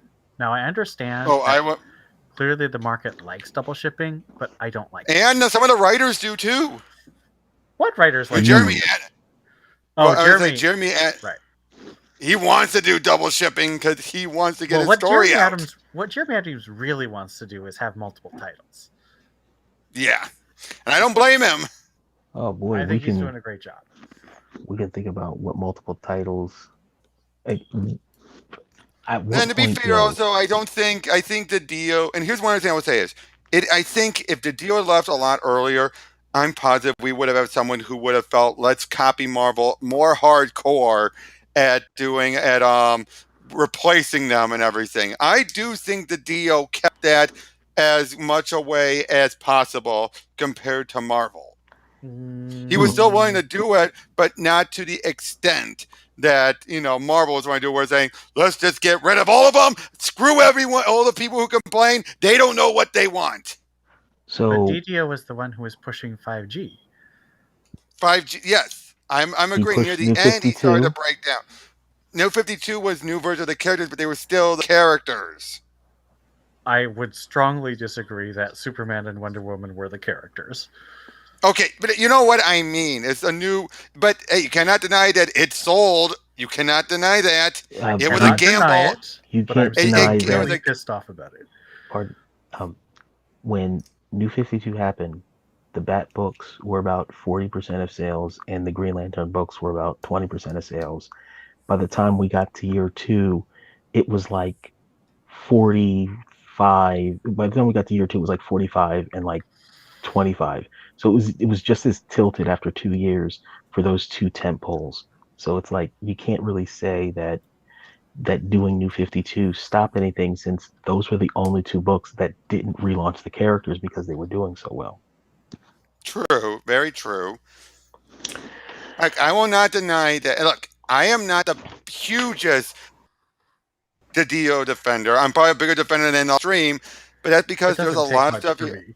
EVS is probably the biggest defender on YouTube, and I Oh, despite everyone else in the community hating him and thinking that. Now, the problem with me there were so many people saying get rid of the deal. They were the ones under the assumption Jeff Johns would be brought back or someone. They basically were Johns is assuming. staying in TV. there's no way Money's that better. Johns would come Oh yeah, back I to agree. DC. But people like Professor Geek were that deluded to think that their predictions were going to be accurate. And I kept saying, guys, it's not going to go the way you think it because you want it to go that way. The fact is, we can't be, if basically people over 30 can't be the target audience for DC if they want to stay a going thing for the next 20 No. years. No, Well, I agree. but I Even think- I acknowledge that. The thing is, I'm I not- think that their webtoons thing, if they would frickin' get a Superman and a Wonder Woman webtoons up, I think they would actually have a chance. Their YA stuff, they're doing ass backwards because It's hit and miss. It's so hit and miss. It's mostly missed with a couple of really good hits, and Primer. they're not capitalizing on the hits except for Teen Titans, the Cami Garcia stuff, which is really good. Yeah. N.K. Jemison's she was both strong with her Far Sector, and her graphic novel sales for that are strong. Oh, the too. Far Sector. I don't know Sector how was they can really. afford. I don't know how they can afford her. I really, honestly, God, do not know how they can afford N.K. Jemisin. I'm looking at what her stuff sells for, what her stuff is selling right now. I'm like, I don't know how they can keep her there. Yeah. That's not me You're talking saying about like, the oh, artist. she's You're a talking bad about the artist. I'm artist. saying no, Well, she's you're an talking- yeah, you're amazing talking- author, and she can make a bunch more money doing that. Mm-hmm. She's Does more she well known have for media that. tie-ins though? Yeah, they can try to do something with. My guess is did you that hear- Jemison is Sorry. hoping that she can get media deals through WB. I think, that might be it. That Because would creating be- the Far Sector Lantern is, when there is a Green Lantern show in development, is actually gosh, a big deal. Joe Mullion is definitely going into adaptation. That's what the comic industry has been doing since the 40s. It's been adaptation. Yeah. And I will just say this: when it comes to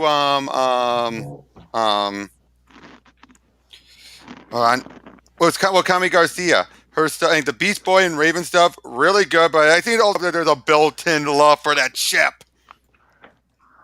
Well, there's that's YA done right. Like, so much of this YA is this angsty end in tragedy nonsense. That Okay, except for Primer. Primer was pure, right. But Primer is part of their middle grade line. I think they really need to pump more money. But it into was the middle popular grade. enough that they brought her in. I don't know how I feel about that. I'm worried about that. And Whistle. Yeah, that's why I'm worried, because I don't like Whistle at all. Oh, really? I don't know much about her. The advertising for that book is all she's an activist, and I'm like, oh god. Why is she popular enough to bring the book, or do you think they just did it She's so it wasn't not. just It's Tim primer? Sheridan. Tim Sheridan's You bringing wanna- her in because he's an activist. I mean, Look, I'll say it, the Shazam book was a surprising good ending. Agree. The Shazam book was way better than I expected, but Teen Titans Academy still sucks. And now I gotta say, where do you stand this whole thing with Mary Marvel taking on the powers? I think it'll be good. I love Mary Marvel. And Doc I Shaner on think art. it's- Come on. You know what? What? I think this is logical. I mean, Yeah. Yeah. how many yeah. years and decades has been Mary Marvel with Shazam? She's the older Or sister. Captain Come on, Marvel. give her a How many? chance. No, I mean the character. Like 50 years. Yeah, I mean there is a lot of history there, so it makes sense that you know what, Mary Marvel, the next Shazam. Well, I mean, Better than Mary Marvel becoming evil sex bot. Calm down. don't go into. yeah, I mean, There were a lot of good things about Morrison's run, but there's just a lot of Morrison in Ness in But Morrison having run. me now, the only thing I said that made it work was that with Desaad possessing her. But then Jeff Johns made it weird during his the 3-issue tie-in to that his stuff there. And it's like, Jeff, I love you, but why did you have Jerry Ordway draw Mary Marvel in that outfit, especially when the issue right beforehand showed her in the more traditional, just all black outfit? There are 2 reasons, and you know exactly what they are. Sex appeal. No, it's boobs. the Boobs. the male gaze. Oh man, I'm not there. I actually have to go to work. All right, take care, man. Thanks for coming Right, on. Nice but to actually be on stream with you. Bye. I have a blessed one, and I guess I Yep. click the leave button in 3, 2, 1. Take care, man. Yep. And then there were 3. Now, since we kind of got distracted, could you give me your defense on Fear State? Oh yeah. So for me, Fear State, I do understand the criticisms. Like, Batman does take a backseat for most of the first 3 or 4 issues. I will also say one other unconscious thing I'll say is I think it's also distracted by the fact that what we know happens afterward is nowhere brought up in here, which is going to make it more shoehorned afterwards. You mean him going international? Yeah, because whatever the reason, him saying he lost faith in Gotham, nowhere's that been shown. Well, I'm going to cheat and say I've read Batman 118, so it actually has nothing to do with losing faith in Gotham. Then what is it with that Detective Comics stuff? The Aftermath issue. That's what the solicitation said. No, that was the leak. That was the leak that said it. Never mind. I haven't seen it in Detective that I've All right. read. Now the So- leaks have been relatively correct, saying about Miracle Molly going to jail and all that. Yeah, that's correct. See, the thing is, I have been reading ahead, and Batman hasn't lost faith. He just has a different focus right now, and I think that's fine. Oh, that's fine too. So, in other words, it's more of a case now. Let me ask. Okay, continue with your defense first on Fear State. So for me, Then I'll tell you why you're wrong. I'm kidding. The thing for me is that, Oh man. again, I'm not going to say that the criticisms aren't valid, but I really appreciated the way that Tynan wove in not just the original characters, but also the Bat family. So in Joker War, the Bat family shows up, and then they basically exist just to fight Punchline in a generic punch-up. In this one, he coordinated with Taylor, and they created the UFO in the Magistrate UFO. And so that was what the Bat family did. So that specific storyline was much better integrated into it. He also did a really good job of making me care about Miracle Molly and, surprisingly, I agree with that. Peacekeeper. Those 2 characters really surprised me in the way that he made me care about them thematically with Batman, with Miracle Molly, and offering Batman the chance to live without the trauma of his parents. And then Peacekeeper, his connection to Jim Gordon and his connection to the history of Gotham, those were really well done. That's such good writing from the very beginning all the way through. Little revelations. It's just so well constructed. I will agree with that. But And as it well all construction. it all leads to Batman convincing Miracle Molly not to wipe people's memories, to grow out of pain instead of erasing pain, the easy way out, to live with pain because you can get through it, because his family does it. And that's why I think thematically it works better than Joker work, because there's no thematic reason for the family to come Because together. it got cut out from under. It got cut out from under. Right. No, I'm not saying it was Tynan's fault. I'm just saying that because of all the editorial interference, the family didn't mean anything in Joker War. They And I will agree mean with that. Okay, something I will in Fear agree. State. I will agree with that. I will agree with that. But my biggest thing still is, what does Scarecrow really contribute much beyond a few things here and there when he's supposed to be the main villain? I completely agree with you there. Simon Saint is actually the main villain of Fear State. Even though technically it's Scarecrow who's supposed to be the villain, because he, unlike Future State where he was supposed to turn himself in, here he decided, nah. But the thing about Scarecrow is he's always gonna do this. Scarecrow, I don't think, is a strong enough concept to be a main villain. He can look now. He's a strong enough concept for awesome designs. I gotta say, his new design is right up there with the anime series 4. No, season 4. I like Scarecrow. I just don't think he's a strong enough concept to hang an event on. Except for Arkham Knight. Arkham Knight's the only exception. But they still had a ton of Joker stuff going on in Arkham Knight. But not through any of. But when you take out the Joker stuff, his plan was genius. Okay. You cannot deny that. His plan, at least in Arkham Knight, made sense. It was all about him, and yes, he manipulated Simon Stagg. Oh boy, there's the fact that name's hardly that different. You can't tell me you didn't connect the dots there. You cannot tell me you did not connect the dots. Simon Stagg and Simon Saint. Because I have not played any of the games. I've only watched parts. No, but Simon Stagg from Metamorpho. They're both old men too, practically. I mean, I think Simon Saint's only supposed to be like 40. Okay, but still, though, when you look at the two of them, there's so much parallels. Oh, I'm sure there are. I mean, how many? Here's a genuine question. How many rich, evil, billionaire business owner? What's the new thing you can do with that? That's not really anything you can do anything new with. True.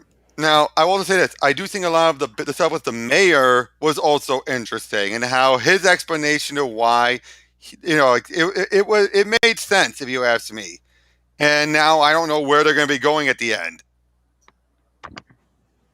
Yeah, I was surprised with what the detective. I thought he was going to die. Yeah, I did not expect him to reconcile or sort of turn a corner with Batman, and I'm actually really interested in what Tamaki's going to do, because she's been the one driving the Nakano stuff. Even though it was Tomasi that got started. Yes. In 1027. No, actually, that was Tamaki. Tamaki wrote the original Nakano story. I thought that was Tomasi at the end. Nope, it was Tamaki and Mora, and my bad. That was before they had a plan for it. So that actually was a one-shot, because Tamaki recently did an interview and said, that was a one-shot. We just happened to be able to spin that into a big storyline. Oh, and here's the other thing. We know that Tynion's going to be on Joker for a little while longer. He does have a story there. Do you think that's going to tie in? Now, originally I thought it was going to somehow tie in a little bit to Fear State, but clearly not. What do you think the end game is now that we know it's been so disconnected from all of Tynion's plans? And without him having obviously he's going to have to rework how he ends it, because it's going to probably revert back to the Bat books, but now that ain't happening. Yeah, I'm kind of worried, because the big thing that people were telling me when Joker first started is that Tynion is going to kill Jim off. I hope he doesn't do that, but it probably would have been in the Bat books, though. I think it would have been in the Bat books. Joker is selling well enough. I think he could probably get away with it. I mean, he got away with something I didn't think that they were ever going to get away with, which is revealing that Gordon knows Barbara is Batgirl. Well, Gale was able to do it pre-New 52. Oh, I wrote an article about it, about every time Jim has found out. So I know exactly what you're talking about. But this is the first time. I can say Gale. I'll say is, I prefer Gale's way of the reveal.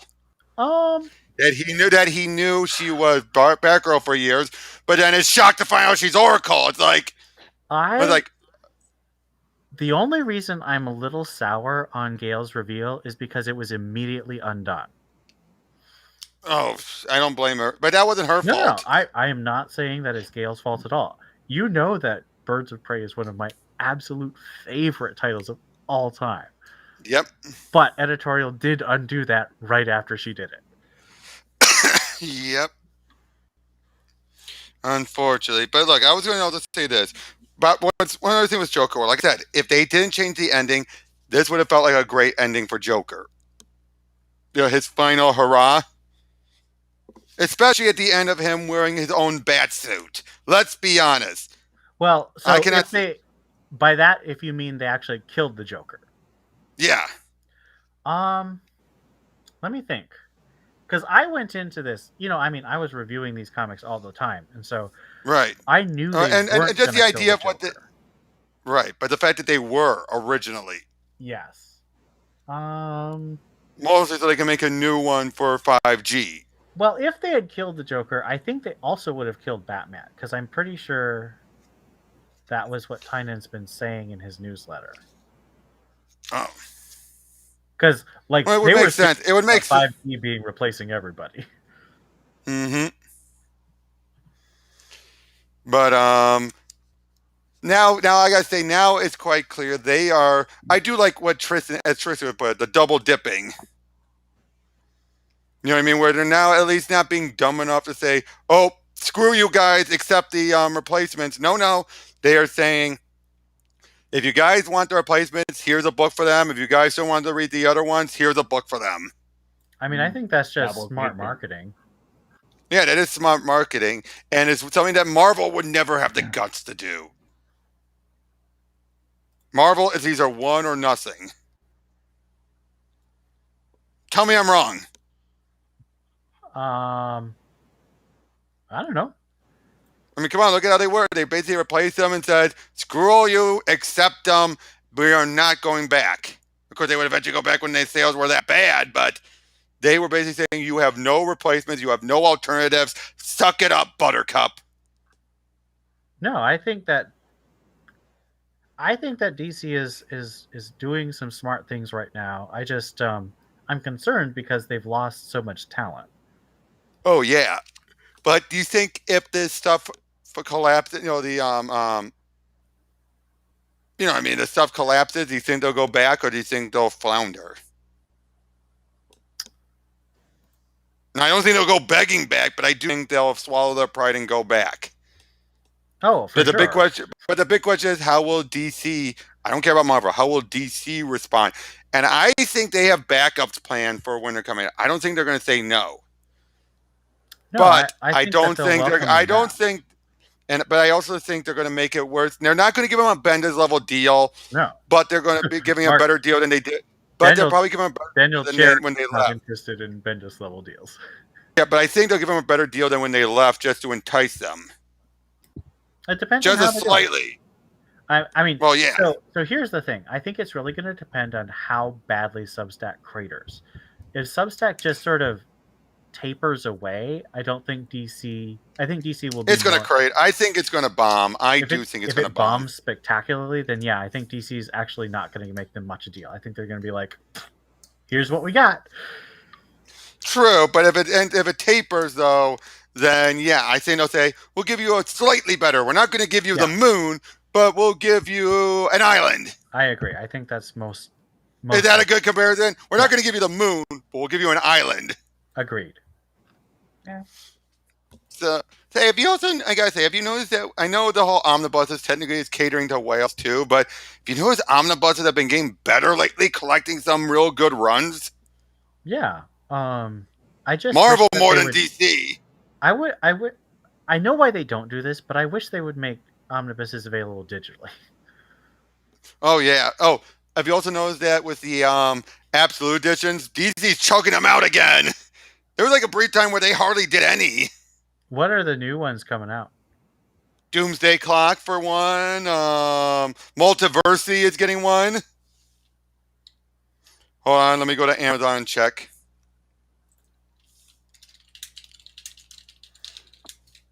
They've announced a few others, I think.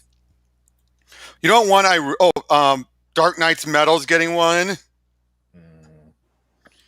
I want them to do a new printing of Absolute Justice. What's that? That was the 12-issue series that Alex Ross had done. That was kind of like a more mature version of the Super Friends. I don't think I know that one. Well, he didn't do the artwork, but he did paint over it. Hold on. Well, just do a quick Google search for not Absolute I'm Justice. looking at it. Yeah. Huh. Well, I understand why, because Alex Ross. Well, yeah. But they have not. But and look how much it goes for used. Oh, I'm sure.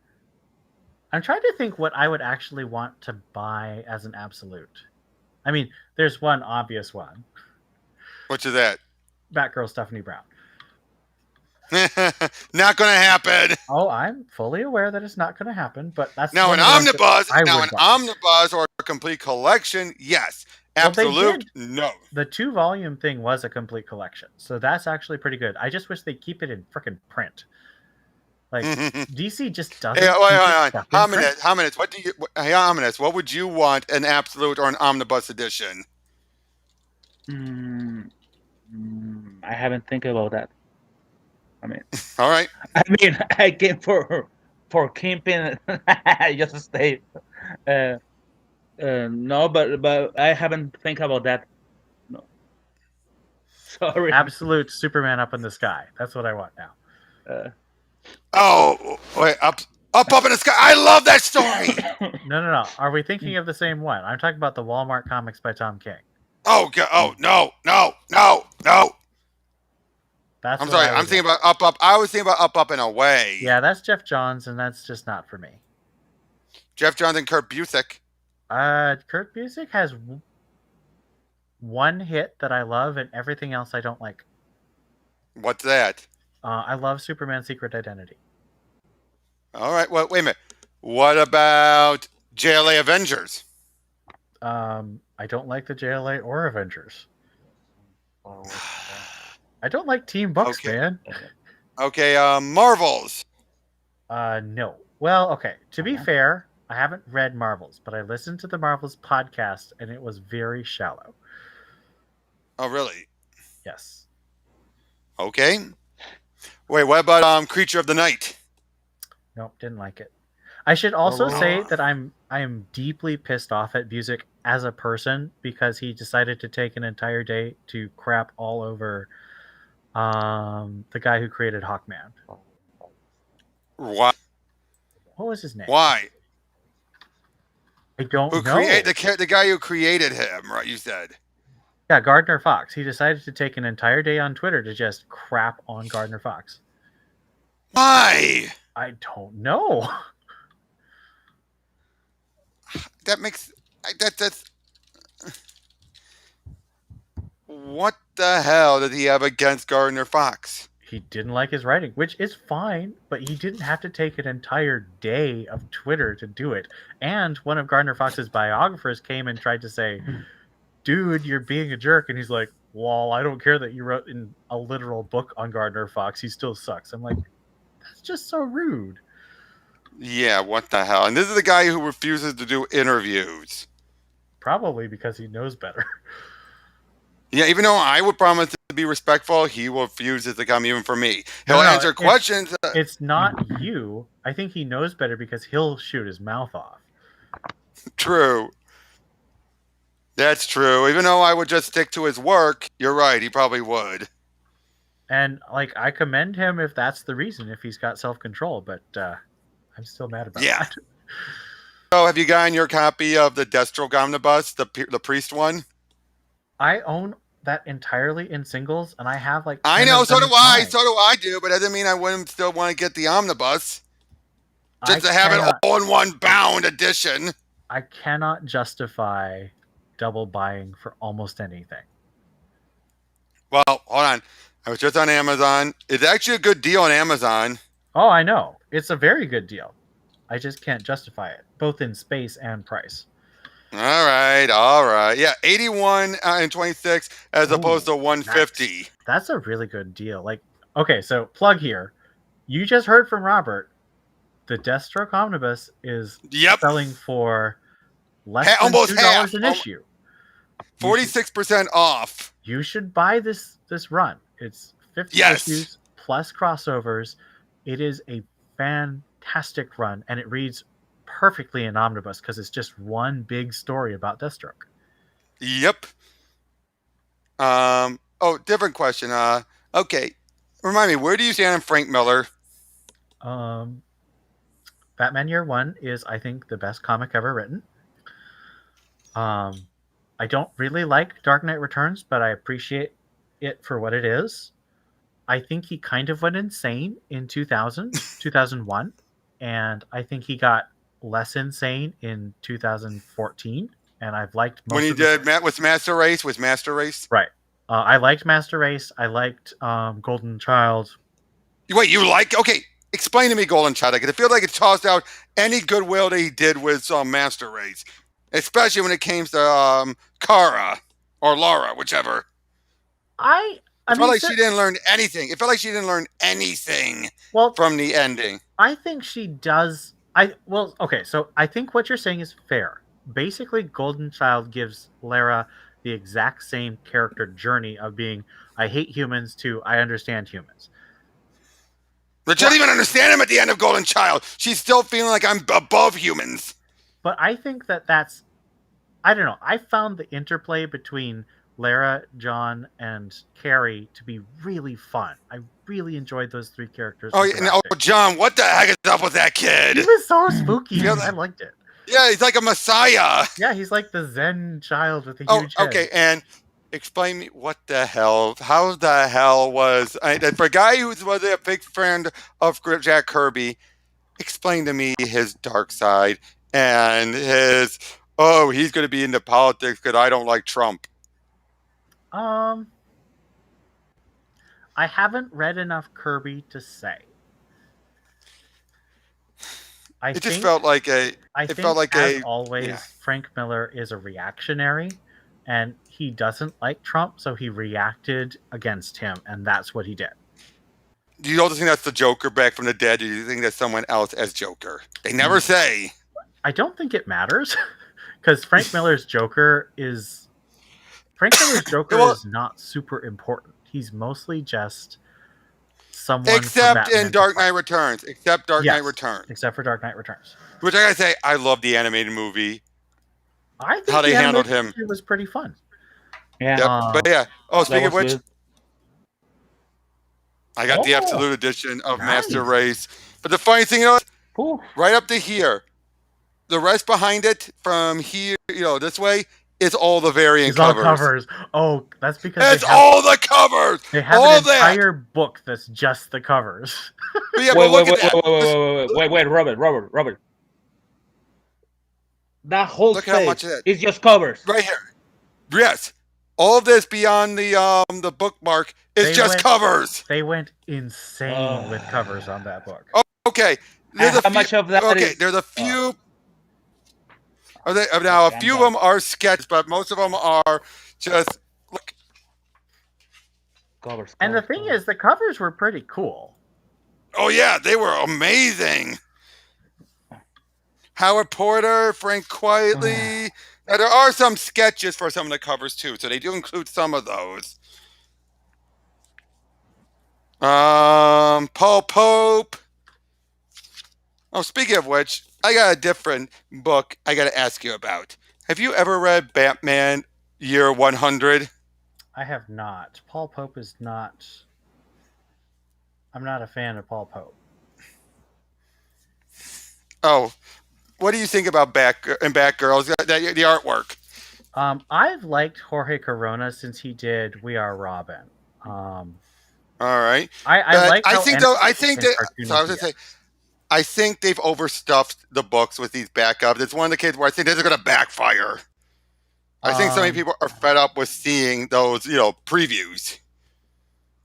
I don't know. I mean, I think that I like backups. I know Tristan is. I like backups because I think it allows. No, them... not. But they're not backups. The previews I'm talking about. The preview, not the Okay, backup stories. What? How many? Show You're me saying the first okay? cover. What? Show me the first cover. No, the other one. That one. Oh, that's cool. Yeah, it looks like a manga. Yeah, it's in her Sorry, Lee. it looks like manga. Yep, Yeah. it's But yeah, hey, look what I got. That looks like manga. a lot of them are yeah. Japanese and Chinese artists. Oh, nice. Yeah. I gotta say, the year 100 was interesting. Although the fact that he has Batman wearing these weird teeth that make him look like these really messed up fangs. You know what I mean? Yep. But I do like how they keep it mysterious. Even by the end, you never know if this is really Bruce or not.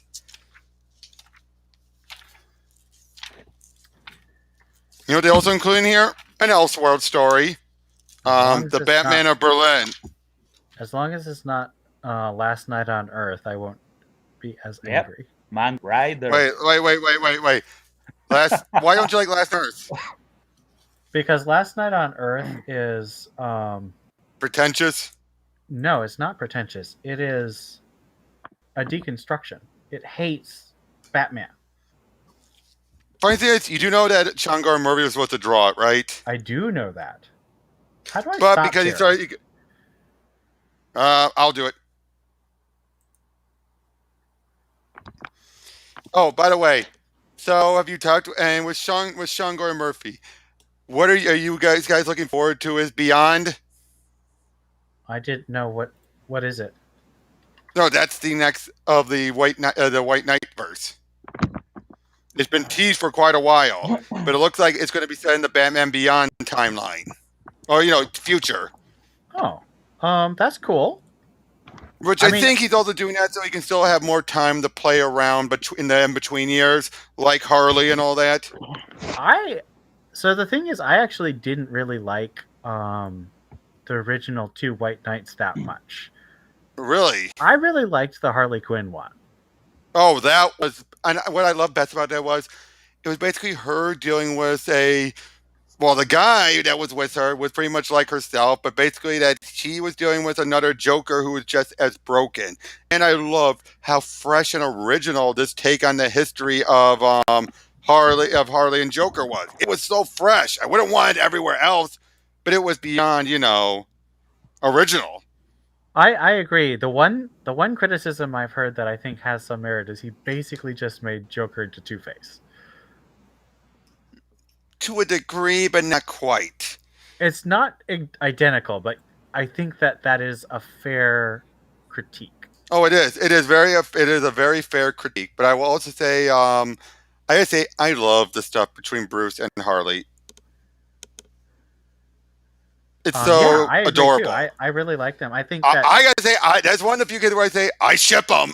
Yeah, in that universe only. In that universe.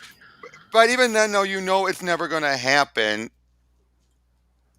But why not? Because I don't think Harley, she loves Bruce. But I think there's always that inkling about Jack. Even with him dead, I don't think she could bring herself to do it.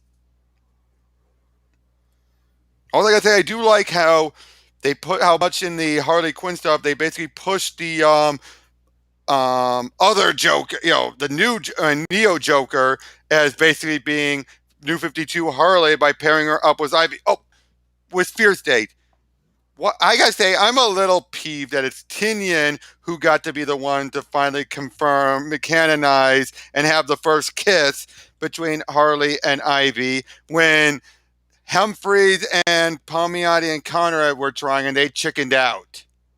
They didn't chicken out. They made it canon in their Harley and the Birds of Prey series. But that was not canon anymore. None of Palmiotti and Conrad. Humphreys was, and that's the one where they also chickened out. Well, that was editorial. I don't think that was Humphreys. No, editorial chicken out. But now Tinian, the big name, he gets it. And I bet you they're going to reprint that image going forward for a while, just like they do the Batman proposing. This is the year that DC and Marvel both went all out on Pride. Oh yeah, and I gotta say, I think DC's done it much better. I mean, it's compared to Marvel, where Marvel's come up with more one and done characters that you're never going to see again. I mean, I'm still angry about Tim. I think the way they did that was really okay. bad. Tim, I will agree with. What about John? I actually think the way they did. Wait, John or Alan? Kent. Oh, John. John Kent. Well, I think that the way they Alan, I will agree. Alan, I will agree with. I think they did it very well. The only problem I ever have is it totally just downplays his wives. Yeah, but his wives are mostly villains. Well, one of them was. I don't know about his other wife. But yeah, John Kent. I have not been reading Superman regularly. Because it's Tom Taylor. Taylor. No, it's not just Tom Taylor. It's Tom Taylor. It's Superman. I don't read Superman regularly. I prefer to read art. Speaking of which, that was one thing I love so much about this. Yeah? Was having Superman Frank. was great. Yeah, Superman was great, and Frank finally confirmed even Batman, even in his old age, even when he's been rejuvenated, he's saying like, oh my God, he's better than me. What's that, Hominus? Cell phone. Excuse me. Hey, ¿qué tal? Just go. I'm going to put you on mute, Hominus. So ping me when you're back. Bien. All right. But yeah, I love that though.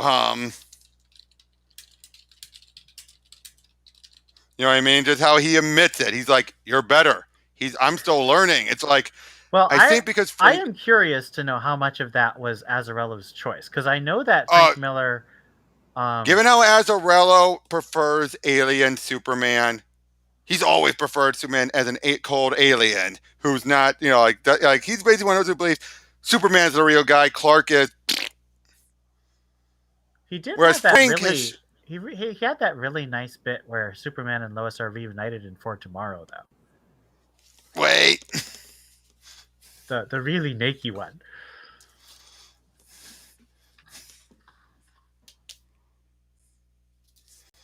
You mean? I want to see Lois naked in the cape. Show me. Hold on. I'm going to. Hold on. Show me the boob. Jeez, you're horn dog. I'm the one who always complains about the boob. What you do? Why do you think they keep mentioning it when I talk about Common America? Because I'm like, oh, the boob. It's all over my face. But see, this is appropriate because they are married and they just had sex. And reminder, post-crisis, Superman and Lois can bang and not, as Kevin says, his jizz isn't going to shoot right through her. I always thought that Man of Steel, Woman of Kleenex was a very uncharitable essay. Although it is, and unfortunately, there are people who still believe it. Hilarious fact. Did you know that Vladimir Nabokov, the guy who wrote Lolita and was a very well-respected professor of literature all over the world, he wrote a poem about Superman, because Superman was like literally just invented when Nabokov was writing. He wrote a poem about Superman that's literally the exact same thing as Man of Steel, Woman of Kleenex. In the 1940s. Seriously, it was amazing. I found that out, I was like, this is awesome. Yep. Oh, you gotta say this also. Razzarella's For Tomorrow. It was good until the end. I didn't hate it. Once you had Zod show up and everything, you're like, wait, how does this Zod fit? It makes no sense, especially once Jeff Johns and Richard Donner were bringing a more proper Zod in. You had the priest who ended up becoming a new OMAC, even though Azzarello knew OMAC was going to be used in Infinite Crisis. I mean, there's so much. Oh, and they had to do this.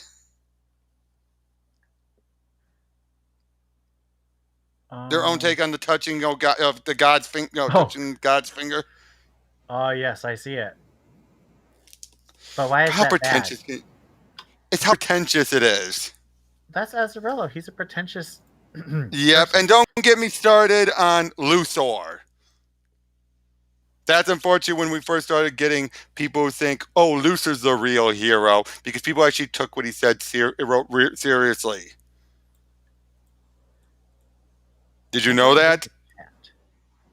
Oh, you just you see on the bottom. You see the you see the icon with the little screen and the arrow.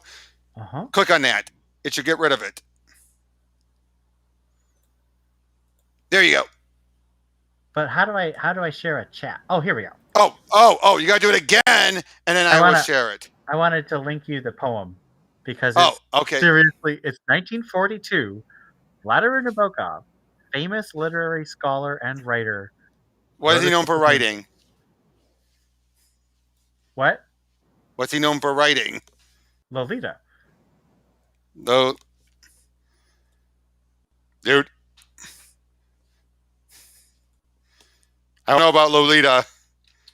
It is a very disturbing book. I will not deny. I'm not a fan of it. Wait, you're talking about the book that Kubrick would make a movie off of. Indeed. That one. That one. The one that we get the word lolicon from. Oh God, that's where it came from. That's where that came from. Oh God. All right, I'll look into it later. But this poem is hilarious because it's literally Man of Steel, Woman of Kleenex, but in 1942. Good gravy. But, okay, here's a question I got for you. Who would you rather read Vertigo books by? Grant Morrison or Brian K. Vaughan? I haven't read enough Brian K. Vaughan to answer that question. Okay, because I'm looking at my 2 omnibuses on my shelf. The Why the Last Man Complete Omnibus and the Ex Machina.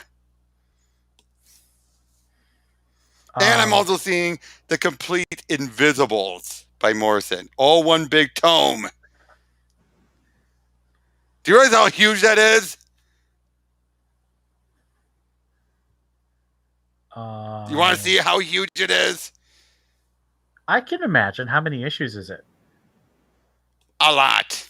More than 50? More than his Doom Patrol run. Impressive. Only slightly more. Hold on.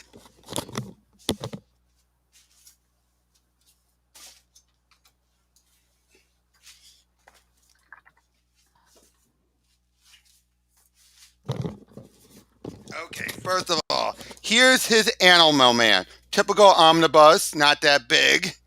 Pretty big, but not too big. Now, here's his Doom Patrol.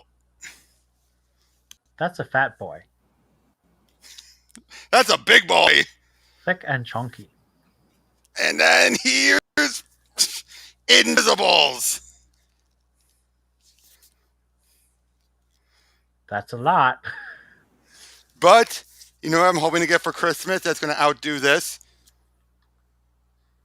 The Big Damn Sim City. Oh. All of Frank's Sin Cities oversized in one huge ass tome. I can see it, yeah. Yeah, I mean, look that one up. The Big Damn Sin City.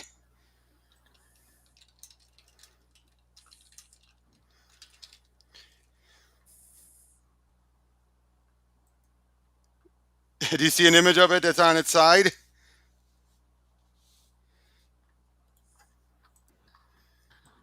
That is a huge boy. Yeah, it is a large book. Yep. Yeah, they the Big Damn. Damn is right. Now I gotta say, I actually watched both of the Sin City movies. I liked the first one. I didn't care for the second one. Sin City is too dark for me. All right, that's fair. That is fair. But you can see this is where Frank is excelling. I understand why it's so powerful because his grasp of light and dark both thematically and in character and visually, is incredible. I just Mhm. most of Too much Sin prostitution. it's actually not that. Most of Sin City I know. I'm kidding. is revenge narratives, and Frank's revenge narratives tend to be so powerful because Hominus is back ready. Yep. I unmute him. You're unmuted now. Frank's Yep. revenge narratives are so powerful because the villains are so Sin City. evil. Yep. But I don't like that because I think that encourages the worst parts of our soul to think that just because we're better than other people, we can be. Which explains then when he went off the rails with Batman, because he basically brought his Sin City sensibilities to Batman. Hello. I don't even know. We can hear you. No, we can hear you. We hear you, Hominus. We can hear you, Hominus. Okay. Sin City. Yep, but yeah, but I gotta say so.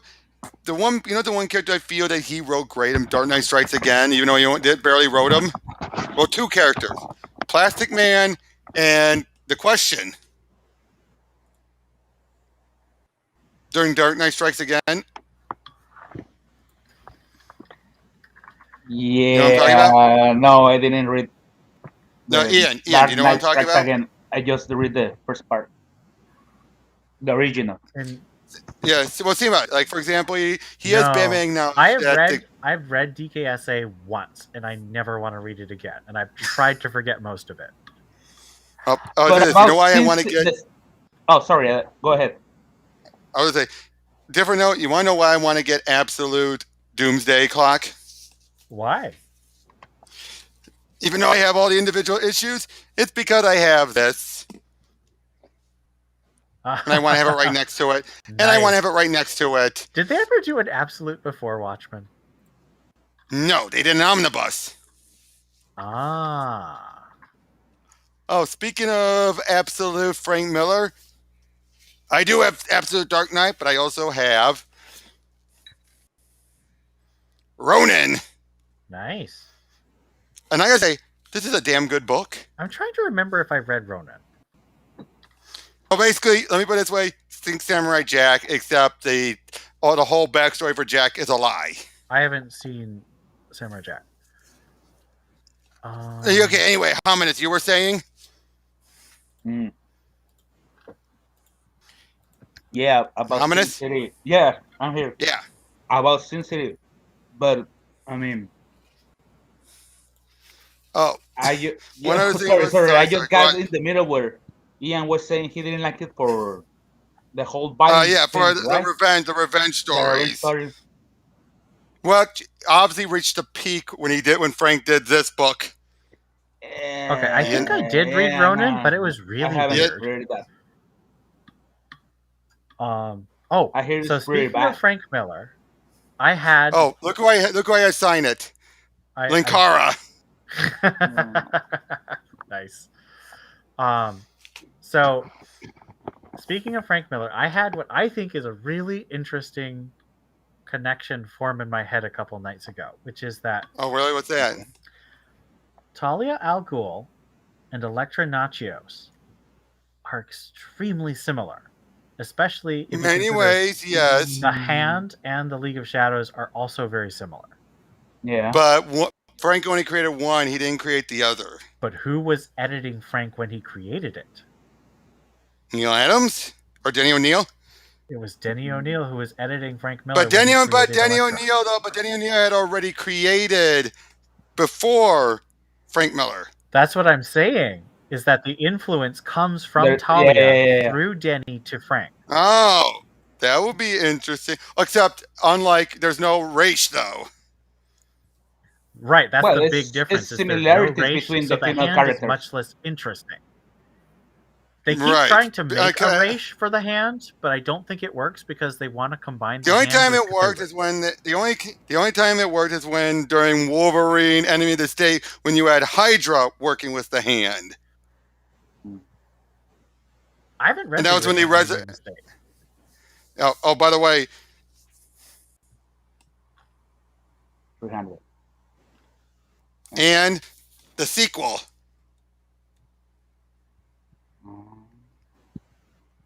Did you know he made a sequel? Oh, I knew that because they made a movie of the sequel. Yeah. Well, they made a movie of part of the sequel. Yeah. They No, didn't do no. the rest of the sequel. They were going to do a third one, but Warner Brothers told Zach, no. No.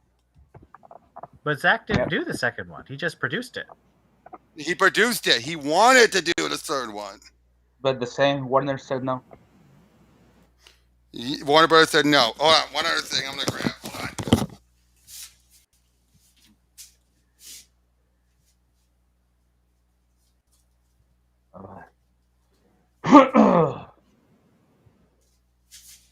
So it was because of the revenge stories that you didn't like Sin City Sorry. and the overtop violence. Over the top. Yeah. Have it's you ever guys mostly ever read this? Daredevil. No. Who is it by? Father. Joe Quesada. Daredevil. Oh, interesting. He And- wrote it too? Yep. Oh. Yep. And he did all the artwork. He did all the writing. It's so clear that it's him at his most Frank Miller-esque. But have you read the one thing I do Lee Weeks's Daredevil stuff? No, I have not.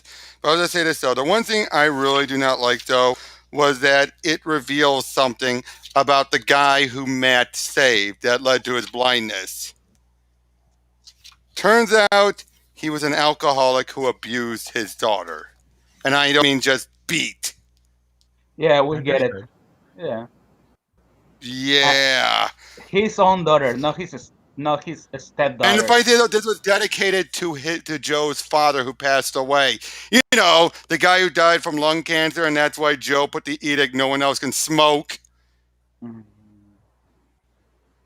I'm not kidding. Yeah. I really wish they would make Fall of Kingpin. I wish they'd reprint Fall of Kingpin. Oh yeah. Oh, I'm aware of that one. That was CG Cheshire, Chichester and which Lee was Weeks which did the was art. yeah, and that was a great follow up. You know, cinematic sequel to Born Again. Yes, it was. But it it's also not as good as relied Born on Again, but it relied too much on Infinity War. Let's be honest. well, I haven't read Infinity War, but it did feel No, slightly because inconsistent. basically Matt kills the Daredevil doppelganger, and uses it to fake his death. And wasn't Fall the Kingpin when Marvel decided, screw Frank, we're going to bring back Elektra? I don't think so. Because Elektra was back in that. Elektra was brought back during it. I have to reread it. I don't remember Elektra being part of it. I remember a lot of Typhoid Mary. Oh, wait, no, I'm thinking about Fall from Grace is what I'm thinking about. No. Fall of Kingpin. Yeah, I haven't read Fall of Kingpin, not Fall from Grace. Fall from Grace. That one was when you had the motorbike Daredevil outfit. That was so dumb. Just let Red Batman be Red Batman. Oh, speaking of Cheshire, you know, our CG, how do you say his name again? DG Chichester. Yeah, he's the one who did the first Batman Daredevil crossover. That was an Elseworld because they had to be Matt and Harvey were worked together in college. They went to the same college class. Makes sense. That's a very sensible thing to do. But he also have a point where Matt convinces Harvey to make a choice without flipping the coin. At the very end, he said, "You just killed the last goodwill of Harvey. Now it's only 2 days." And I'm like, yeah, how many times have we heard that before? Lol.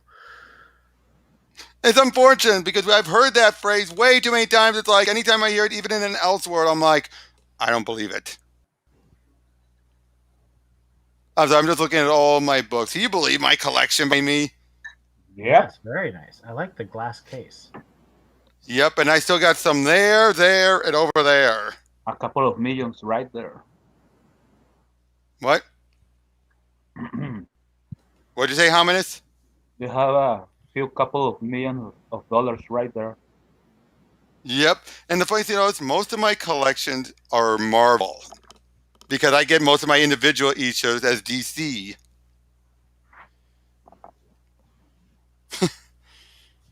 I mean, I still get a bunch of DC books, don't get me wrong. Like, I got so many of the Superman stuff around the time of Infinite Crisis. I got a bunch of the Teen Titans because I started buying that before I went for individual issues.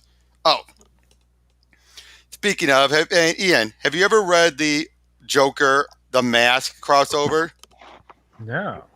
Who wrote it? No idea, actually. Hold on. So you were saying about Sin City, the whole revenge plot. You didn't like it for that? Okay. Ian. Ah, nice. The Mask. And it was written by... Oh man, did you hear that Dark Horse is looking to sell itself? What? Yeah. I'm surprised. After they got the Star Wars rights back. After they got Star Wars back, they're looking to sell, which that confuses me, but wow. Henry Gilroy is the writer. Wait, that's the guy who wrote the Clone Wars. The Star Wars Clone Wars. And was a story by Henry Gilroy and Ronnie Del Carmen. Huh. And the artwork, Roman Box. Oh, he's a big name. Yeah, but here though, it's so, look at it. It's so much like the anime series. See what I mean? Yeah. But during this though, you actually have Joker wearing the mask. Nice. I mean, Yeah, I would assume that you'd do that. It just seems like the logical choice.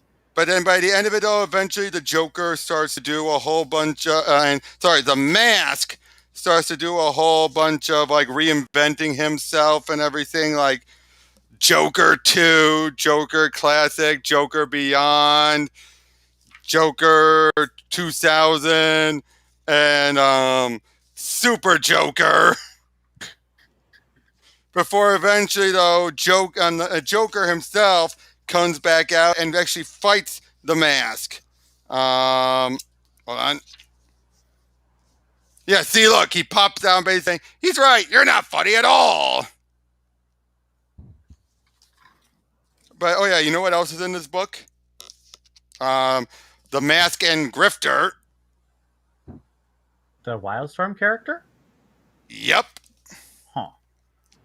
And the biggest one that you're like, oh, the universe is fucked. The Mask and Lobo. The universe is fucked, aren't they? It does seem like right? Things would not go well if that happened. Well, you think that's bad? Eventually, Lobo wears the mask. But why would he need to?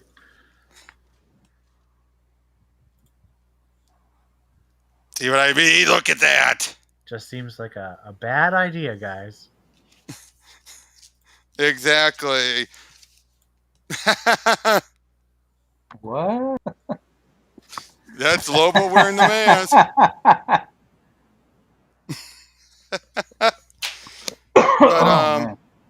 But speaking of which, I've realized I have pretty much I'm almost completely done with my Elseworlds collection. I pretty much have almost every Elseworlds aside from one that was part of a toy line, like a little backup mini comic. Can you believe that? And the only other ones I have left are a bunch of annuals. Nice. No, not even annuals. I have one annual missing, and the rest are a few issues of Batman Chronicles. After that, I'm done. What will you do next? I don't know. This has been so many years in the making. And the funny thing is, though, it's right there at the bottom shelf. Just one shelf worth for Elseworlds.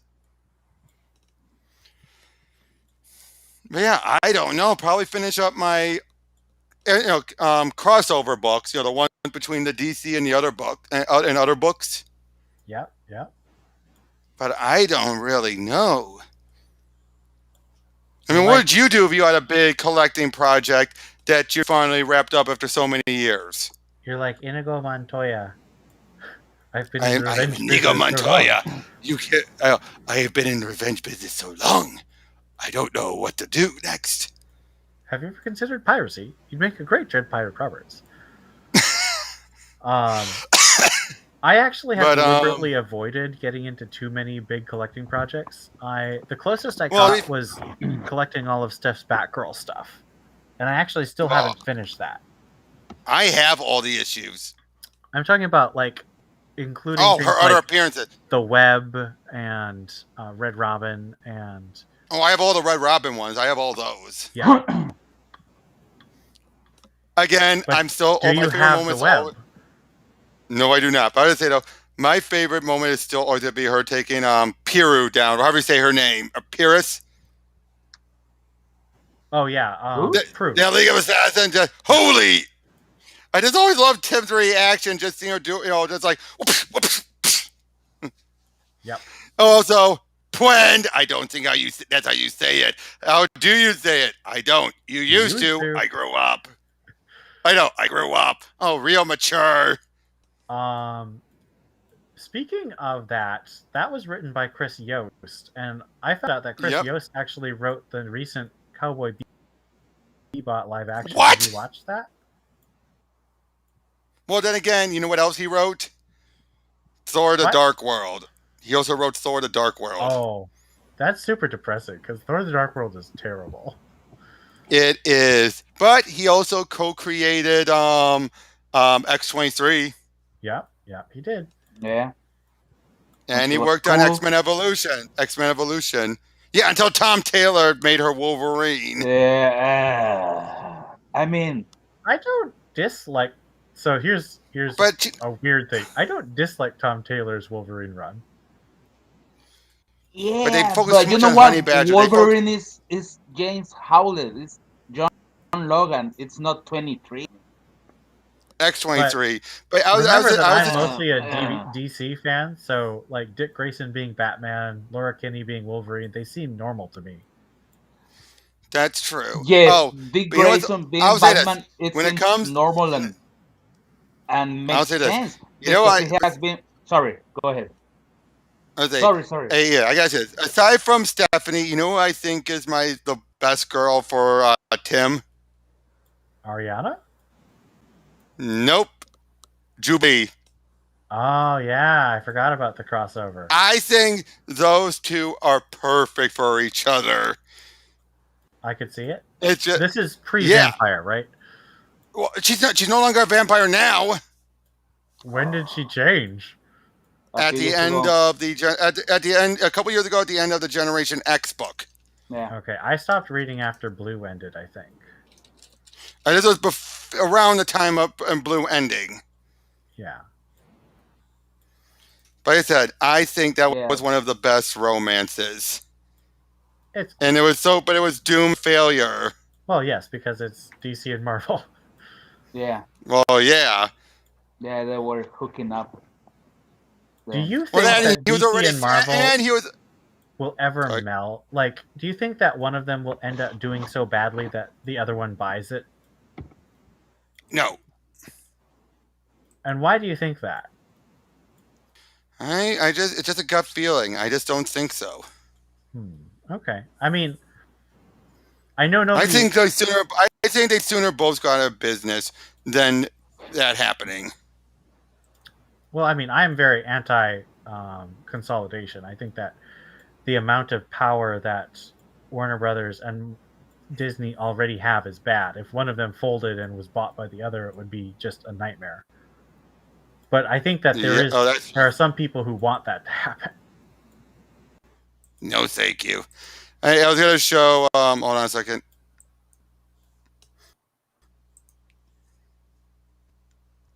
Oh I'm yeah. gonna zoom in. Oh yeah. Yep, I love that though. The hold on. They're both so 90s teens it hurts in I a know. good way. You okay? Not too tight, is it? No, it's just I lost. You didn't even have to land the punch. That's so lame. God no. I was never planning to hit you. You weren't? That's sweet. But at the same time though, this I mean, really just shows. Wait, the whole. You okay? Not too tight? I mean, come on. I know you take out all the other speech bubbles. This looks so out of context. Out of context, this looks so bad. If you were, I said, if you're out of contact. Yeah. Wait. What is it? Oh, it's one of those. Hold on. Let me go back. Okay. The Super Team Family books. I love this website, don't you? Robin. Ian, you know about this website? No, which one is it? braveandboldlost.blogspot.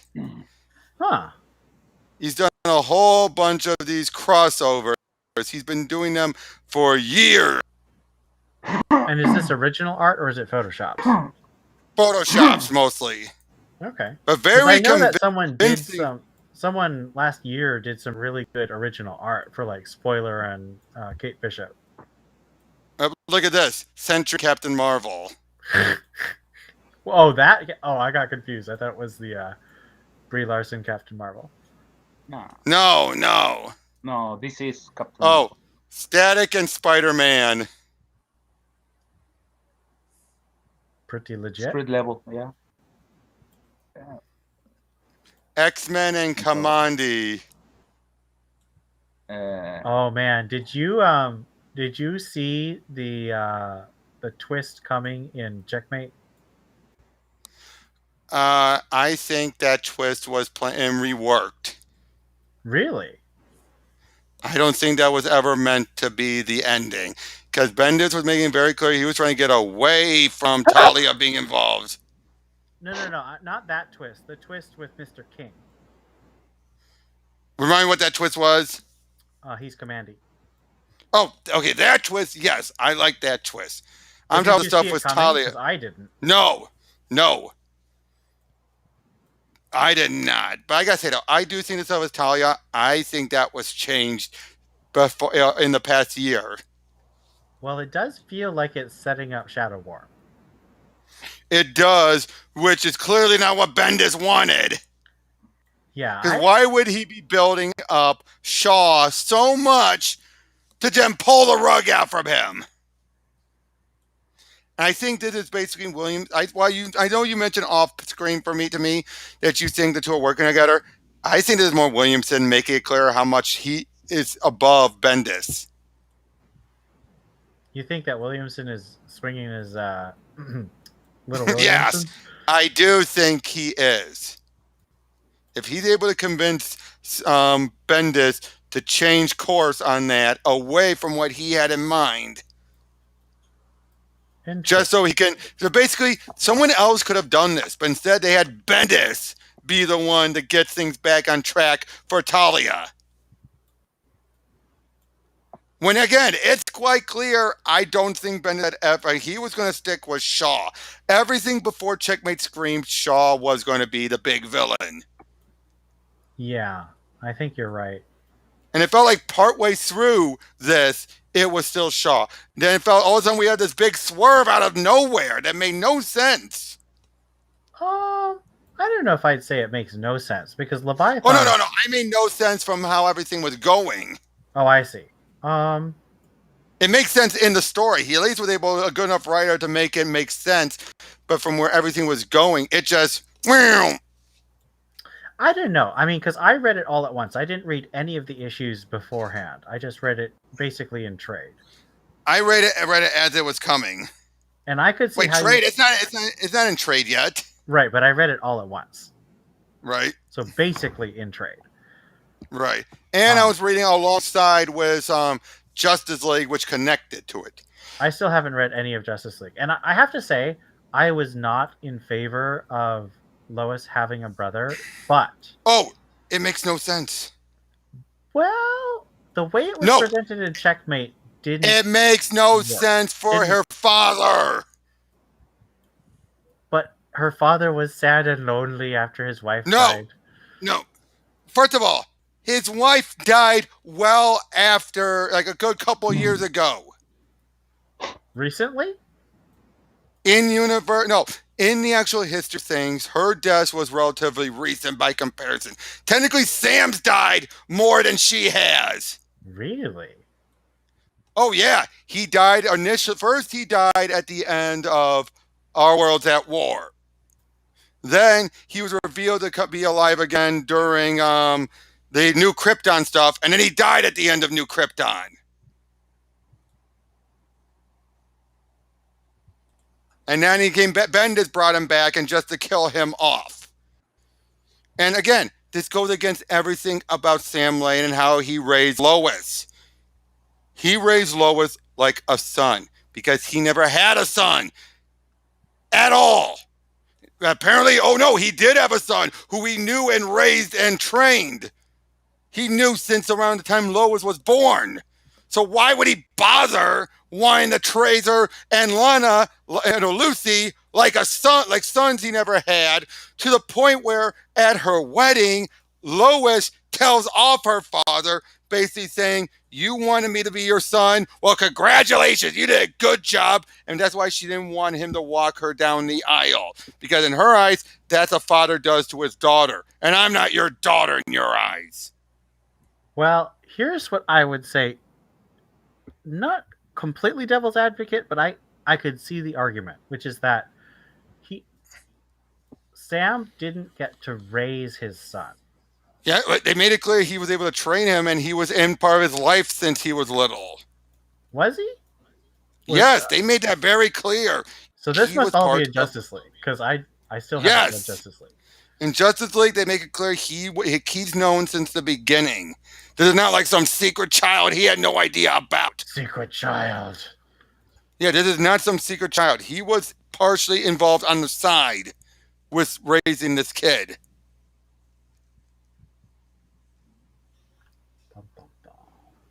So again, pardon my French, but fuck Bendis and fuck his. I don't care about continuity. I'm gonna come up with whatever I want.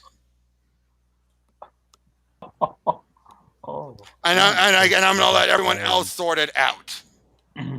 So much rage. Yeah. Superman's my favorite hero. I take a lot of the history I grew up with the guy very seriously. So this to Understandable. you is like what they did to Tim Drake. Personal. It's personal. Yes. Even though I really liked him. I do. Well, the reason I case with hate what Tim, they though- did with Tim Drake is because what it does to Stephanie. I just think that it's so... Oh, I'm not going to deny that. I agree with you on that one. No, I know, but I can understand. I don't feel the same way about the Superman family, although I do love Superman and his family, but I don't have the same continuity. But you get my point, though, right? I do. Even if you play devil's advocate, how can it work? It can't. There's no way it can work. I mean, Hamidus, do you agree with me on this one? I understand. I understand your My point? yeah, I understand your point and understand your that you're upset. I mean, like you said, 'Cause it's Superman getting- is at your least- favorite. I mean, Yeah, and and if hey, someone I mean, screws with yeah, Superman, I mean, Yeah, well, I you will said, take Ian, it personal. Ian, you've admitted Tom Taylor brought in Dick Grayson's sister a lot much better than Bendis did, just railroading in Lois's brother. Yes. You admitted that. As much as you hate him and anything good about Taylor, he did a respectful job. Ish. Better than other people who would just steamroll him and say, "You're like, here's your sister. Don't think about it." Oh, I'm going to take your word for it, even though there's no chance I should have a sister. Yes. Better, certainly better than Teresa Parker. Or what they did to Iron Man's family. Okay, I would still say Teresa's still much more believable than what happened with Tony. Well, what happened with Tony is just nonsense. It's so stupid. But I did like initially how the stuff with Teresa was up in the air. But it isn't anymore. They've Well, not anymore, no. They've clearly committed to her being the real sister. Which I don't mind. I do. Having her be a secret agent and all that, a young little sister and everything. I think it's a negative story trait for Spider-Man because I don't think it's necessary, and it pushes him towards stories that. One more question. We gotta start wrapping up. I gotta get going to bed soon. Yeah, same. No, we were gonna. Sorry, talk about Hamidus. Kingpin. Oh, Dude, really? okay. You want to do that? Yeah. Dude, I know you like it because of my rant with Leo, but let's be honest. Leo was going in circles with that argument. Okay. You know what? Here's the thing. I could I could agree with you about Michael Clark Duncan being the best Kingpin, but I won't. Mm-hmm. And here's why. We didn't see enough of him as the Kingpin. Okay. Now, have you seen the director's cut? That's my second point. I haven't seen the director's cut. And we see more of him in the director's cut, which is considered the definitive version. I don't know There if we I've go. seen the original. I think I've just seen the director's cut. It's the one that has No, I know I've Matt seen. and Elektra having sex. I know Mike- I've seen the director's cut. I don't think Michael I Clark saw the Duncan- Oh, original. no. I'm talking about the theatrical. The theatrical cut is the one that had the lovemaking scene. That's not in the director's cut. Yes. Whatever. So in the director's cut, there is more Oops. Kingpin with Michael More, Clark Duncan, right? much more.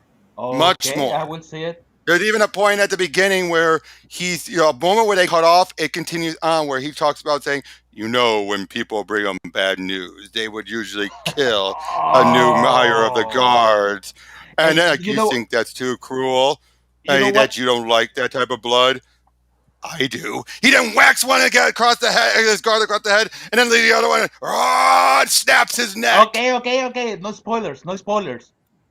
And here's the thing that many people, it was a race swap, and blah blah blah blah blah. When I was watching it, He was good for the role. Wait a minute. Let me finish, man. Let me finish. Relax. Sorry. And when I was watching it with my brothers in the movie theater, my older brother was like, "Isn't Kingpin white?" And I was like, "Yeah, but come on, it was Michael Clark Duncan. I mean, the guy was the perfect actor in that moment for the part. I mean, he has the physical appearance. He gained weight for the role. He gained weight. Yeah. I mean, his presence was intimidating. I mean, it was great for that part. And actually, I remember an interview of him with Craig Kilborn years ago, back then in 2003, when Craig Kilborn, you can check it out on YouTube, when he asked him about the same thing. You know what? In the comic, Kingpin, Wilson Fisk is white, and Craig Kilborn was like, he couldn't continue, and Michael Clark Duncan was like, what? He's a white boy. Yeah. And he proceeded to explain what the director told him. So it was really good. I remember the movie, and you know what? It was great. The guy was great as a Kingpin. So the whole race swap, I throw it away because in that moment he was the perfect actor to play the part. And he has actually done Kingpin one other time during the MTV Spider-Man show. He was in there as Kingpin. But my thing was, they were playing. My thing was, like I told you before, that we didn't see not enough of him. Yeah, not enough. Oh. It was just a few scenes. What, 4 or 5 scenes? Well, it's too bad they didn't do it because originally Ben Affleck said he would come back if Kevin Smith directed it. I don't know what that says. And if they adapted Born Again, which if they had Michael Clark Duncan doing Kingpin in the Born Again story, that would have been amazing. That would have been pretty cool. Seriously, I gotta say this: I cannot see Vincent D'Onofrio doing Born Again Kingpin. I can't. I mean, he basically did, though. Well, to a degree, but again, I just feel like D'Onofrio was good. Do not get me wrong. I love Law & Order, Criminal Intent, and everything, but when you compare it to the gravitas that Duncan had... Well, the difference like is when they were doing his Kingpin, they were trying to get away from Duncan's. Yes, Duncan was playing Kingpin, a bully and a leader. Brute. Right. Well, a smart brute, though. No. Yes. Really D'Onofrio was playing as a scared. Yeah. Yep. Ian, you froze. You froze. Your internet went down. Boy inside the body of a. Your internet's on You're the low frozen. side. Hold on. Okay, that's it. Yep, you're good. You're good now. You were saying? Okay, so I'm saying that Clark Dunton played Kingpin as a brute, a huge, brilliant, but just he is a leader. Vincent D'Onofrio played Kingpin as a scared follower who has to be a leader. Which is not Fisk at all. Early day Fisk, yes. Not Fisk at the point he's supposed to be. It's a reinvention. I will agree. It's a reinvention. Not one I it's like. Very interesting. Oh, it's interesting. I'm not going to deny it's interesting. And I think D'Onofrio could do the brute. Well, he sort of does at the end of season 3. D'Onofrio plays the Kingpin as someone who is troubled, who has many of childish traumas, many issues on his. Oh no, and I understand that. I understand that. And I understand that. But that's not the Kingpin I'm used to at all. Yeah, that's where I'm going. Totally fair. That's where I'm going. But in the TV show, they had to make it relatable to people. Why did they have to? They have to make it relatable. I mean, well, they have to. They chose to. I mean, but they did it. That's the thing. They did do True. it. They did it for what? That's true. To keep the attention on him. I mean, just in a being lot of bad ways, guy Kingpin for the is sake more of being of a bad. I mean, protagonist than Daredevil. True. That's true. It's like they had to put two forces against each other. Mm-hmm. You have in one side Daredevil, Matt Murdock, and in the other side the Kingpin with some Fisk, and they had to make that struggle interesting. That's very That's true. what happened, and it worked. It worked. I was one Daredevil, and I understand that. And it worked. And I understand that. I kept my attention on that. So that, like I said, I mean, it's not like Vincent D'Onofrio is better than Michael Clark Duncan. No, it's not that. I mean, the way I see it, both performances got. Again, I do completely understand. I do completely understand that, Hominus. All right, but we're just kind of repeating ourselves here now. Yeah, but I do understand, and I do. I will watch the director's cut. I won't. Oh, it's actually. Wait, let me check YouTube quickly. Because I wanted to see more of him. Back in 2003, I wanted to see more, and I was like, just a few scenes. Hold on, let me check. Is it on YouTube for free? Yes, it is. It still is. You can go watch it right now when we're done. Okay, well, I have to go. YouTube for free? Time for bed. Yeah, it's free. Completely free. Well, with ads. Okay. With ads, but still, go watch it. You will love it. Or I could follow the guidelines of the Pirate Codex. I mean. Okay, dude. Everyone, Dominic, sorry, I know you just got here, but we're turning in. So everyone have a good night. Daredevil director's cut. Director cut. Dominic. Okay. I will do it. Okay, so yep. Take care, everyone, and see ya.